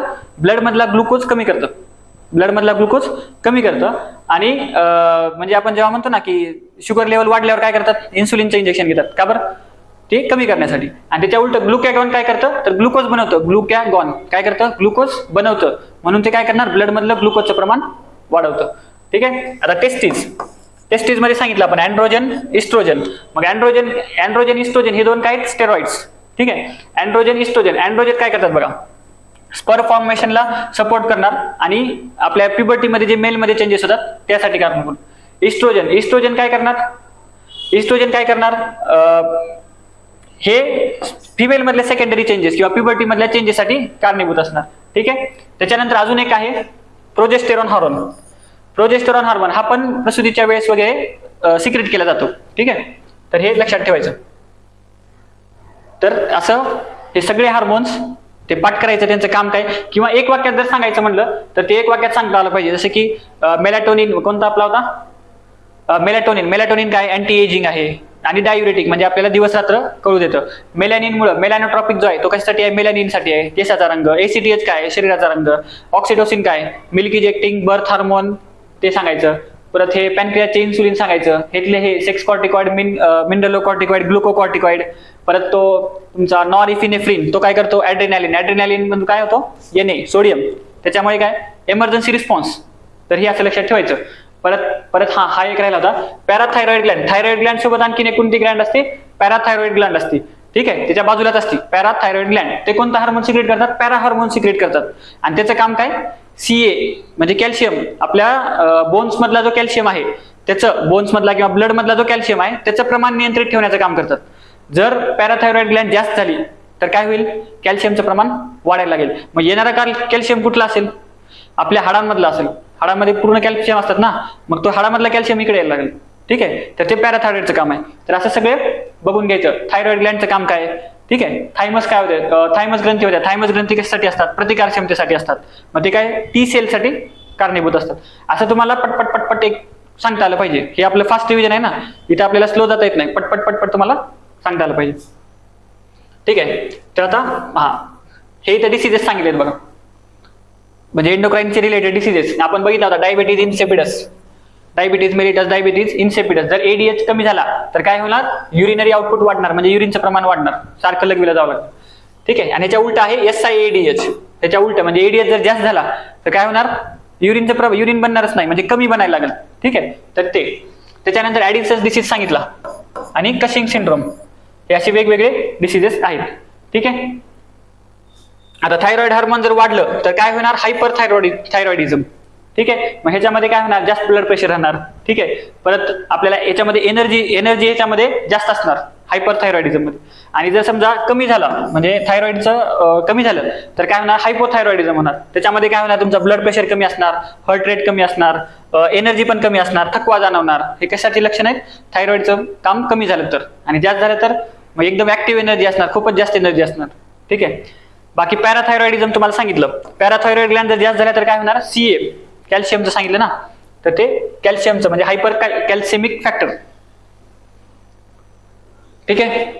तर तो होता कोऑर्डिनेशन. तर कोऑर्डिनेशनचा टॉपिक महत्वाचा आहे. आता शेवटचा टॉपिक कुठला? आपल्या ह्युमन सिस्टम मधला, हा म्हणजे अस्थिसंस्था. रिप्रोडक्शन एक टॉपिक आहे पण त्याच्यावर जास्त आयोग क्वेश्चन विचारत नाही, त्याच्यामुळे तो आपण कॅप्सूल मध्ये घेतलेला नाही. ठीक आहे. तर आता मानवी अस्थिसंस्था. तर हे आपल्या शरीरामधले वेगवेगळे हाडं आहेत. पायामधले हाडं, परत आपल्या काय म्हणतात पाठीच्या कण्यामधले हाडं, हातामधले हाडं, डोक्यामधले हाडं. ठीक आहे. तर आता ह्याच्यामध्ये लक्षात ठेवा, शरीरामधलं बोन्सचं प्रमाण किती आहे? 18.1%. शरीरामधलं बोन्सचं प्रमाण किती आहे? 18.1%. 2-3 फॅक्ट सांगतो, एक्झामसाठी महत्वाचे आहेत.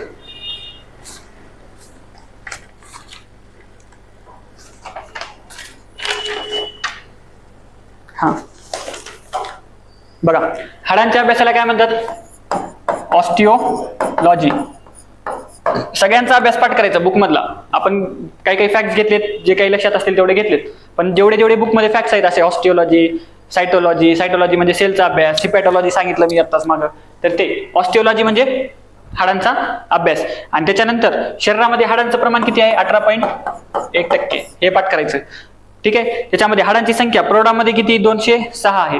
हाडांचे घटक काय काय आहेत? Calcium carbonate, calcium phosphate, calcium पुन्हा परत आपले मिनरल, क्षार, हे सगळे हाडांचे घटक आहेत. फक्त कॅल्शियम आणि फॉस्फेट एवढंच नसतं. मिनरल असतात, क्षार पण असतात, पण 90% भाग काय आहे? कॅल्शियम आहे. ठीक आहे. बाकी थोडे फॅक्ट्स आहेत, आपण लगेच फॅक्ट्स बघूया, म्हणजे आपल्याला काय रिव्हिजन आहे ना, त्याच्यामुळे असं हे नाही, आपण फॅक्ट्स बघूया. शरीरातलं सर्वात मोठं हाड कोणतं आहे? लांब आणि मजबूत हाड कुठलं आहे? फिमर. कुठं असतं? मांडीमध्ये असतं. शरीरातलं सर्वात लहान हाड कोणतं आहे? स्टिरप. स्टिरप किंवा स्टेपस, मॅलस इनकस स्टेपस, कानामधलं. ठीक आहे, ते कानामध्ये असतं, मध्यकर्णामध्ये स्पेसिफिक म्हटलं तर मध्यकर्णामध्ये. सर्वात मजबूत हाड कुठलं आहे? मॅन्डिबल. मॅन्डिबल म्हणजे हनुवटीचं हाड, मॅन्डिबल. ठीक आहे. तर हे फॅक्ट्स पाठ करायचे. ठीक आहे. त्याच्यानंतर हाडांशी संबंधित रोग बघूया. मायस्थेनिया ग्रेव्हिस म्हणजे आपले स्नायू जे आहेत, हाडांना जोडलेले असतात ना, तर स्नायू जे आहेत, ते स्नायूंचा अशक्तपणा म्हणजे काय? मायस्थेनिया ग्रेव्हिस. त्याच्यानंतर स्पॉन्डिलायसिस म्हणजे काय?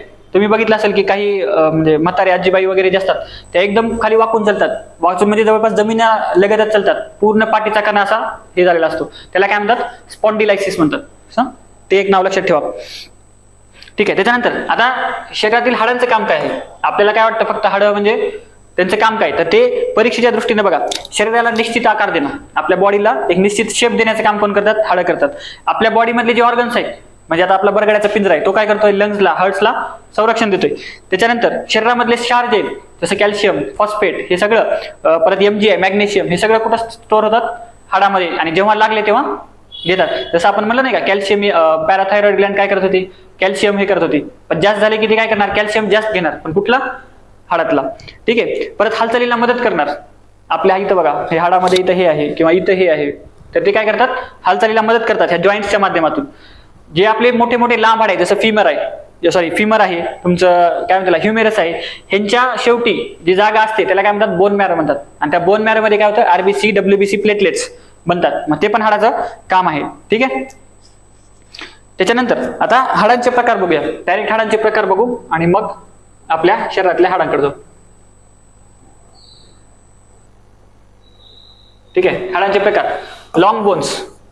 हाडांचे प्रकार कुठले? Long bones. लॉंग बोन्स म्हणजे काय? जे नॉर्मली म्हणजे आपल्या काय म्हणतात, जाडीपेक्षा लांब असणारे, जाडी कमी लांबी जास्त असणारे, त्यांना म्हणायचं लॉंग बोन्स. त्यांचं काम काय? Mechanical strength. ते लॉंग बोन्स जे असतात ते आपल्या स्ट्रेंथ देतात, आपल्याला स्ट्रेंथ देण्याचं काम करतात. जसे की उदाहरण दिले, हे फिमर, टिबिया, हे सगळे हे पायातले. ह्युमेरस म्हणजे बघा, ह्युमेरस, रेडियस, अल्ना. पायातलं कुठलं? फिमर, टिबिया आणि कुठला? फिबुला. तर हे ठीक आहे, हे त्याची उदाहरण आहे. त्याच्यानंतर शॉर्ट बोन. शॉर्ट बोन कुठले असणार? हे क्यूब शेप्ड म्हणजे छोटे छोटे. ठीक आहे. मग त्याच्यामध्ये कुठले येणार? हे कार्पेल, आपले इथले कार्पेल किंवा आपले पायातले टार्सेल, तर ते बोन्स येणार. त्याच्यानंतर फ्लॅट बोन. फ्लॅट बोन कसे असणार? म्हणजे फ्लॅट असणार, असं म्हणजे काय म्हणतात, फरशी सारखे समजा, तर फ्लॅट असणार. ठीक आहे. हे काय करतात? त्याच्या आजूबाजूला ज्या सॉफ्ट टिश्यू आहेत, आजूबाजूला ज्या सॉफ्ट म्हणजे काय म्हणतात, मऊ टिश्यू आहेत, त्यांना प्रोटेक्ट करण्याचं काम हे करतात. याचं उदाहरण काय असतात? सगळा स्टर्नम बोन. स्टर्नम बोन असा इथं असतो, कॉलर. तो स्टर्नम बोन असेल किंवा आपला हे त्याला काय म्हणतात, स्कॅपुला म्हणतात बहुतेक वाटतं ना, तर स्कॅपुला, तर तो बोन असेल. Cranial bone. क्रेनियल बोन कुठं असतं? आपल्या म्हणजे क्रेनियम म्हणजे मेंदूची कवटी जी आहे ना, त्याला प्रोटेक्ट करण्याचं, म्हणजे आपले मेनिंजेस जे आहेत, ड्युरा, अरॅकोनाइड, पिया, त्यांना प्रोटेक्ट करण्याचं काम क्रेनियम बोन करतं. तर हे सगळे. ठीक आहे. आणि शॉर्ट बोनचं काम काय सांगितलं आपण? ते सांगितलं नव्हतं. शॉर्ट बोनचं काम काय करतं? तर मोशनसाठी आपले जे बोट आहेत, ते बोट हल्ले पाहिजेत ना, तर ते सगळीकडे मल्टी डायरेक्शनल मोशनसाठी शॉर्ट बोन कामाचे. त्याच्यानंतर इरेग्युलर बोन्स. इरेग्युलर बोन म्हणजे काय करतात? तर हेच काम काय, म्हणजे असं यांना काही स्पेसिफिक शेप नाही, पण म्हणजे असा काय म्हणतात, सरळ नाही किंवा हे नाही, तर त्यांना स्पेसिफिक शेप नाही. ठीक आहे. जे लॉंग नाहीत, शॉर्ट नाहीत किंवा फ्लॅट नाहीत, ते सगळे इरेग्युलर मध्ये येणार. त्याचं उदाहरण दिले हे पाठीचा कणा. पाठीच्या कण्याचं काम काय, की आपल्या शरीराला एक काय म्हणतात त्याला शेप देण्याचं काम किंवा सपोर्ट करण्याचं काम त्याचं काम आहे. मग हे कुठलं आहे, व्हर्टिब्रेट म्हणजे हा पाठीचा कणा झाला. हायोइड बोन म्हणजे कुठलं, मानेतलं. हायोइड बोन म्हणजे ज्याला कुठलेच दुसरं बोन जोडले नाही, शरीरातलं एकमेव बोन असं आहे ज्याला दुसरं कुठलंही बोन जोडलेलं नाही आणि ते कुठं असतं, मानेमध्ये असतं, त्याला म्हणतात हायोइड बोन. हे लक्षात ठेवायचं फॅक्ट. आणि फेशियल बोन्स म्हणजे आपल्या चेहऱ्यातली बोन्स. ठीक आहे. त्याच्यानंतर सेस्मॉइड बोन्स. ठीक आहे. सेस्मॉइड बोन्स म्हणजे काय, आता हे बोन काय करतात, ठीक आहे, आपल्या, ठीक आहे, मग सेस्मॉइड बोन्स कुठले आहे त्याच्यामध्ये, तर आपल्या पटेला गुडघ्यामध्ये जी वाटी नाही का, ते वाटी ते सेस्मॉइड प्रकारचं बोन आहे. ठीक आहे. तर हे लक्षात ठेवायचं टाइप्स ऑफ बोन्स. आता आपण बघूया आपल्या शरीरातील वेगवेगळ्या भागामधले वेगवेगळे बोन्स कुठले आहेत, ते एक आपण जनरल टाईप बघितले. आता पहिल्यांदा आपल्या शरीरामध्ये जे स्केलेटन आहे म्हणजे हाडाचा सांगाडा आहे, त्याच्यामध्ये दोन प्रकार आहेत. कुठलं, ऍक्सियल आणि अपेंडिक्युलर. ऍक्सियल म्हणजे कुठले, हे आपल्या शरीराचा मेन ऍक्सिस जो आहे ह्याच्या अलॉंग जे आहे त्याला काय म्हणायचं, ह्याच्या साईडनं जे आहे तर त्याला काय म्हणायचं, ऍक्सियल. आणि ह्याच्या आजूबाजूला जे आहे त्याला काय म्हणायचं, अपेंडिक्युलर. ह्याला काय म्हणतात, अक्षीय सांगाडा, ह्याला म्हणतात उपांग सांगाडा. ठीक आहे. मग अक्षीय म्हणजे काय म्हणायचं, जे हेड आणि वर्टिब्रे म्हणजे आपल्या डोक्यापासून पाठीचा कणा ह्या लाईनने जे हाड आहेत ते झाले ऍक्सियल किंवा अक्षीय. आणि हे काय, त्याच्या आजूबाजूचे म्हणजे हातातले पायातले त्याला काय म्हणायचं, उपांग सांगाडा. ठीक आहे. ठीक आहे. हे आपल्या सेंट्रल ऍक्सिस मधून जातात, हे त्या सेंट्रल ऍक्सिसला कनेक्ट असलेले असतात. त्याच्यानंतर ह्याच्यामध्ये काय येणार, स्कल म्हणजे आपला हे काय म्हणतात कवटी. त्याच्यानंतर आपल्या डोळ्यामध्ये कानामधले ऑसिकल्स. त्याच्यानंतर हायोइड बोन्स, स्टर्नम बोन, हे सगळे बोन्स. ठीक आहे. ठीक आहे. जवळपास हे 80 बोन्स आहेत. तर हे लक्षात ठेवायचं. आयोग इथं उलट करून सांगेल. म्हणजे अक्षीय सांगाड्यामध्ये किती बोन आहेत, 80. उपांग सांगाड्यामध्ये किती बोन आहेत, 126. दोन्ही मिळून किती झाले, 206. ठीक आहे. मग हे काय करतात आपल्याला, म्हणजे आपल्याला अपराईट उभं राहण्यासाठी हे सपोर्ट करण्याचं काम कोण करतात, अक्षीय म्हणजे काय, अक्षीय बोन. आणि उपांग बोन काय करतात, तर आपल्याला मुवमेंटसाठी मदत करतात. ठीक आहे. आता बघा, हा आता आपल्याला काय करायचं, कॅल्क्युलेशन महत्वाचं आहे. नंबर ऑफ बोन्स, कोणते बोन्स किती आहेत. ठीक आहे. तर आता बघा, आता ऍक्सियल स्केलेटन मध्ये कुठली किती बोन आहेत बघा. तर आपल्या ऍक्सियल किनच्या अगोदर आपण अपेंडिक्युलर बघूया, उपांग सांगाडा बघूया. ठीक आहे. उपांग सांगाडा बघूया. तर बघा, पहिल्यांदा पेक्टोरल गिल्डल म्हणजे आपल्या इथं इकडे जे असतात बोन्स त्याला म्हणायचं पेक्टोरल गिल्डल. तिथे 4 बोन्स आहेत. 4 बोन्स मध्ये कुठला आहे, हा स्कॅपुलाचे 2, इकडे एक स्कॅपुला, इकडे एक स्कॅपुला, ते 2 बोन आहेत. आणि क्लॅव्हिकल बोन 2 मानेच्या तिथे अराउंड, ते आपण डायग्राम मध्ये बघू परत. त्याच्यानंतर अप्पर लिम मध्ये कुठले आहेत, ह्युमेरस, रेडियस, अल्ना. मग 2 हाताचे 2 ह्युमेरस, 2 हाताचे 2 ह्युमेरस, 2 हाताचे 2 रेडियस, 2 हाताचे 2 अल्ना. ठीक आहे. त्याच्यानंतर कार्पेल, मेटाकार्पेल आणि फिलॅंजेस. ठीक आहे. ते आपण डायग्राम मध्ये बघूया. फक्त हे फिलॅंजेस किती, 14 एका हाताचे, म्हणजे 2 हाताचे 28. मेटाकार्पेल किती, 5, 5 दोन्ही 10. आणि कार्पेल किती, 8, 8 दोन्ही 16. ठीक आहे. त्याच्यानंतर पेल्विक गिल्डर. आता पायामध्ये येऊ. पायामध्ये पेल्विक गिल्डर कुठं असतं, आपल्या माकड हाडामध्ये. हिपबोन मध्ये 2, तिथं 2 बोन आहेत. त्याच्यानंतर लोअर लिम म्हणजे पायामध्ये. आता बघा, पायामध्ये काय, फिमर्स, 2 पायामधले 2 फिमर, 2 पायामधले 2 पटेला, ते 2. त्याच्यानंतर टिबिया आणि फिबुला 2. ठीक आहे. त्याच्यानंतर टार्सल बोन 7 असतात, 2 मधले 14. मेटाटार्सल 5 असतात, 2 मधले 10. आणि फेलेंजेस 28, 14 दोन्ही 28.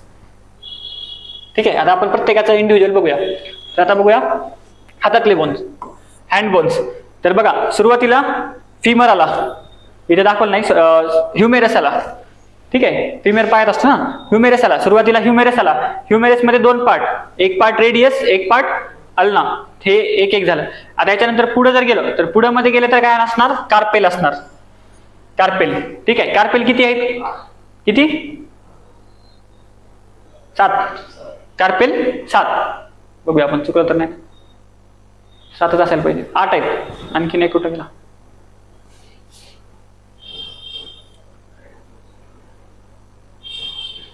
ठीक आहे. बघू आपण, कार्पेल्स 8 आहेत. ठीक आहे. कार्पेल्स 8, एक इथं असेल, ते दाखवलं नसेल किंवा हा इथं कुठं तर असेल. तर कार्पेल 8 आहेत, लक्षात ठेवा. त्याच्यानंतर मेटाकार्पेल 5, 5 दोन्ही 10, 8 दोन्ही 16. आणि पुढं फॅलेंजेस किती आहेत, 14 कसे हे बघायचं, 1 2 3 4 त्रिकम 12. आणि आपल्या अंगठ्यामधले 2, ते 2 14 दोन्ही 28. ठीक आहे. फॅलेंजेस म्हणजे बोटातले. तर हे एवढ्या भागातले असतात ते फॅलेंजेस. त्याच्या खाली काय असतात, मेटाकार्पल. मेटाकार्पल काय सगळीकडे एक गेलेलं मोठं, हा म्हणजे हा असा, ठीक आहे. आणि त्याच्या अगोदर कार्पेल्स किती असणार? 8 असणार. आता इथं 7 आपल्याला दिसत आहेत, पण एक आणखी तिथं असेल किंवा नंबरिंग हे झाले असेल, तर तिथं 8.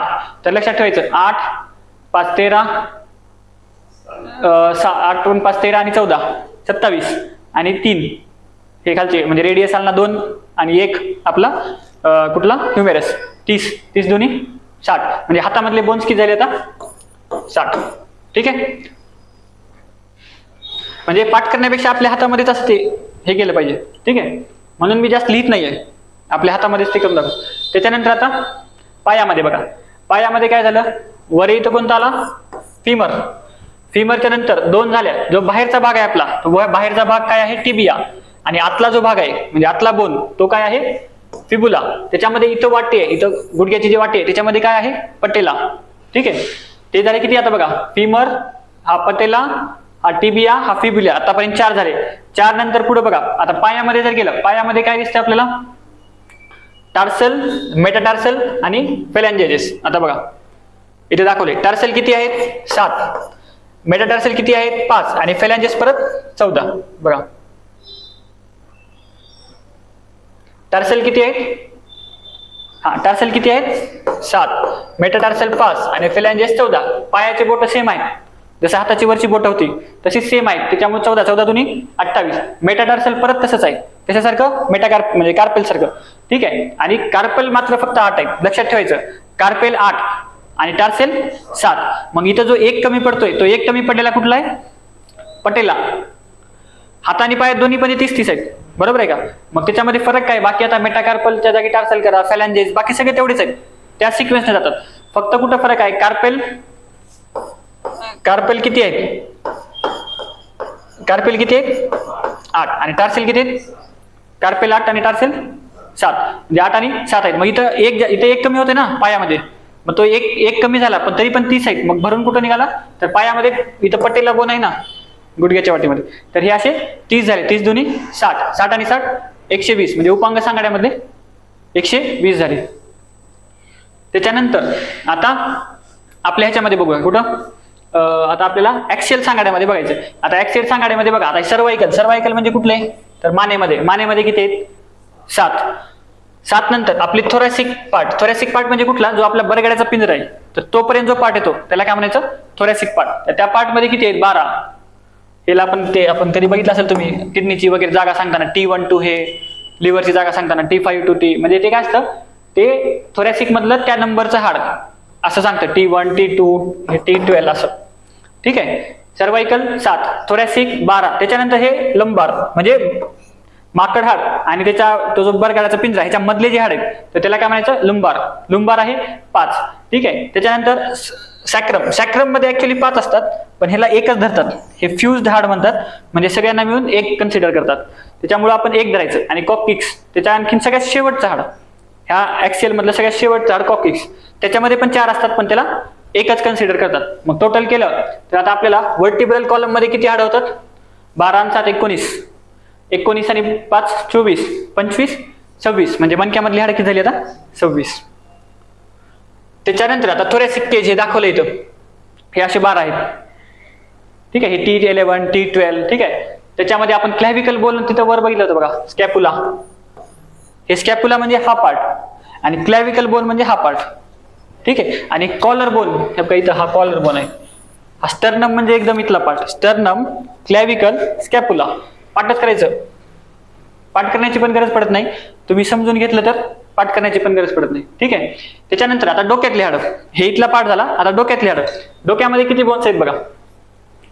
डोक्यामध्ये 2 प्रकारचे बोन आहेत. कुठले? आपल्या मेंदूच्या कवटीमधले म्हणजे आपल्या डोक्याच्या कवटीमधले, आणि दुसरे कुठले आहेत? आपल्या चेहऱ्यामधले. तर कवटीमधले बोन्स किती आहेत? तर बघा कवटीमधले 8 बोन्स आहेत. हे नावं काही महत्वाचे नाहीत, हे ऑसिपिटल हे काही नावं महत्वाचे नाहीत. आपल्या कवटीमध्ये 8 बोन्स आहेत, एवढं लक्षात ठेवायचं. परत आपल्या चेहऱ्यामध्ये 14 बोन आहेत, जसं की त्यातला एक मॅन्डिबल, जे आपण म्हणलं सगळ्यात मजबूत हाड. बाकीचे असे वेगवेगळे आहेत, पण ते काय नाव वगैरे त्याचे नाहीत. फक्त 14, 8 आणि अगोदर होते 26. ठीक आहे. आता आणखीन एक बोन आहे, कुठलं? गळ्यातलं हाड किती? 1. ठीक आहे. हे बघा हायोइड बोन, हे असं इथं असलेलं हायोइड बोन. हायोइड बोन काय असतो आणि ह्याला काय म्हणतो आपण, म्हणजे हनुवटी आणि तुमचं लॅर्निक्स ह्याच्यामध्ये. ठीक आहे, मग हे हायोइड बोन. हायोइड बोन म्हणजे काय, ज्याला दुसरं कुठलंही बोन कनेक्ट नाही असं शरीरातलं एकमेव बोन काय, हायोइड बोन. तर ते असतं 1. आता बघा किती झाले, 1 आणि 14, 8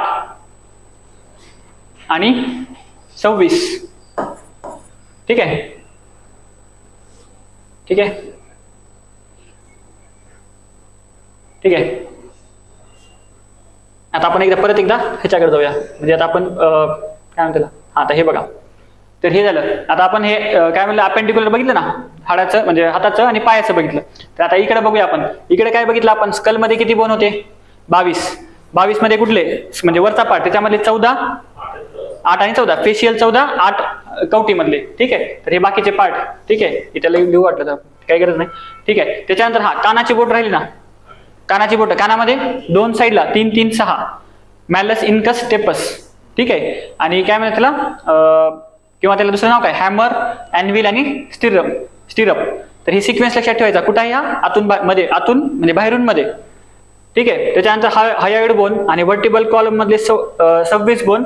त्याच्यानंतर हे एक राहिलं आपलं थोरॅसिक केज मधले बोन्स. थोरॅसिक केज मधले बोन्स राहिले ना.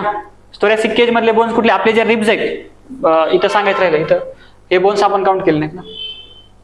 हे बघा, हे थोरॅसिक केज मधले बोन्स. थोरॅसिक केज मधले बोन्स किती आहेत बघा, इकडे 12, 24, हा इथला एक बोन, असे इथं टोटल किती होतात, 25, प्लस त्या थोरॅसिक केजचा एक बोन असतो. हे बघा, स्टर्नमचा एक बोन आणि रिब्सचे 24 बोन, 12 दुनी 24, म्हणजे इकडे 12, 24 आणि इथला हा स्टर्नमचा म्हणजे कॉलर बोन एक, किती झाले, 25. आता टोटल करा, स्कलचे 22, हे 6, 28, हा 29 आणि 26, किती झाले, 55 आणि 55 आणि 25, 80. हे 80 आणि हे 80 आणि 120, सॉरी 126, हे झाले 206. तर हे असे सगळे बोन आहेत. पाठ करायचं, सोपा टॉपिक आहे. काही फॅक्ट्स असतील तर फॅक्ट्स पाठ करायचं. आता हे काय, याच्यामध्ये 2 बोन्स मधली जी जागा आहे त्याला काय म्हणतो आपण, 2 बोन्स मधल्या जागेला काय म्हणतो आपण, जॉईंट्स म्हणतो ना. बघा, याला मला मराठीचे नाव बघू द्या. हा, दोन बोन्स मध्ये जी जागा आहे त्याला काय म्हणतात, जॉईंट्स म्हणतात. आणि ते जॉईंट कशा प्रकारचे आहेत त्याच्यावरून त्या बोन्सचं काम ठरतं. तर बघा, आता पहिल्यांदा काय आहे, बॉल अँड सॉकेट किंवा उकळीचा सांधा. ते मला मराठी नाव बघायला लागेल, बॉल अँड सॉकेट. आता बघा, हे बॉल अँड सॉकेट, इथं एक त्याचं मेकॅनिकल हे दाखवले, ते कसे प्रकारचे असतात. तर बॉल अँड सॉकेट, तर हे काय असतात की उकळीचा सांधा हे काय असतं की ह्याची 360 डिग्री ज्याची मुवमेंट होऊ शकते त्याला काय म्हणायचं, बॉल अँड सॉकेट. मग हे कुठं असणार, इथं असणार. ठीक आहे, म्हणजे बॉलर जेव्हा बॉल टाकतो तेव्हा काय होतं, 360 डिग्री मुवमेंट होते ना. तर ती मुवमेंट म्हणजे उकळीचा सांधा. त्याच्यानंतर बिजागिरीचा सांधा, हा हिंज जॉईंट म्हणजे काय, बिजागिरीचा सांधा ह्याच्यामध्ये काय होते, 180 डिग्री मुवमेंट होते. म्हणजे आपल्या कोपऱ्याची मुवमेंट आणि आपल्या गुडघ्याची मुवमेंट ही 180 डिग्री होते. ठीक आहे, त्याच्यानंतर ग्लायडिंग म्हणजे काय, ठीक आहे दाखवलं नाही. ग्लायडिंग म्हणजे काय, सरकता. जसं आपलं मनगट आहे, हे काय होतं, या हाडावर असं सरकतं, फक्त एवढंच करतं. तर तो काय झाला, ग्लायडिंग, सरकता, म्हणजे ज्याच्यामध्ये हाडं एकमेकावर केवळ सरकतात. ठीक आहे, तर ते. आता पिवोट कुठं असतो, कवटी आणि आपले हे बघा, ही आपली डोक्याची कवटी आणि आपलं जे काय म्हणतात बरगडा सुरू होतो ह्याच्यामध्ये जो असतो त्याला काय म्हणायचं, पिवोट जॉईंट.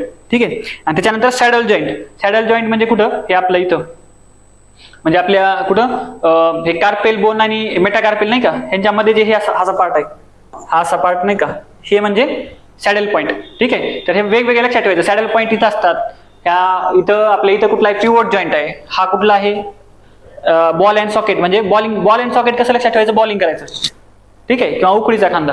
आणि कुठलं होतं अजून एक, कुठलं राहिलं, हिंज कुठलं, 180 डिग्री मुवमेंट, कोपरा आणि गुडघा. तर हे असं टाइप्स ऑफ जॉईंट्स. ठीक आहे, तर हा झाला.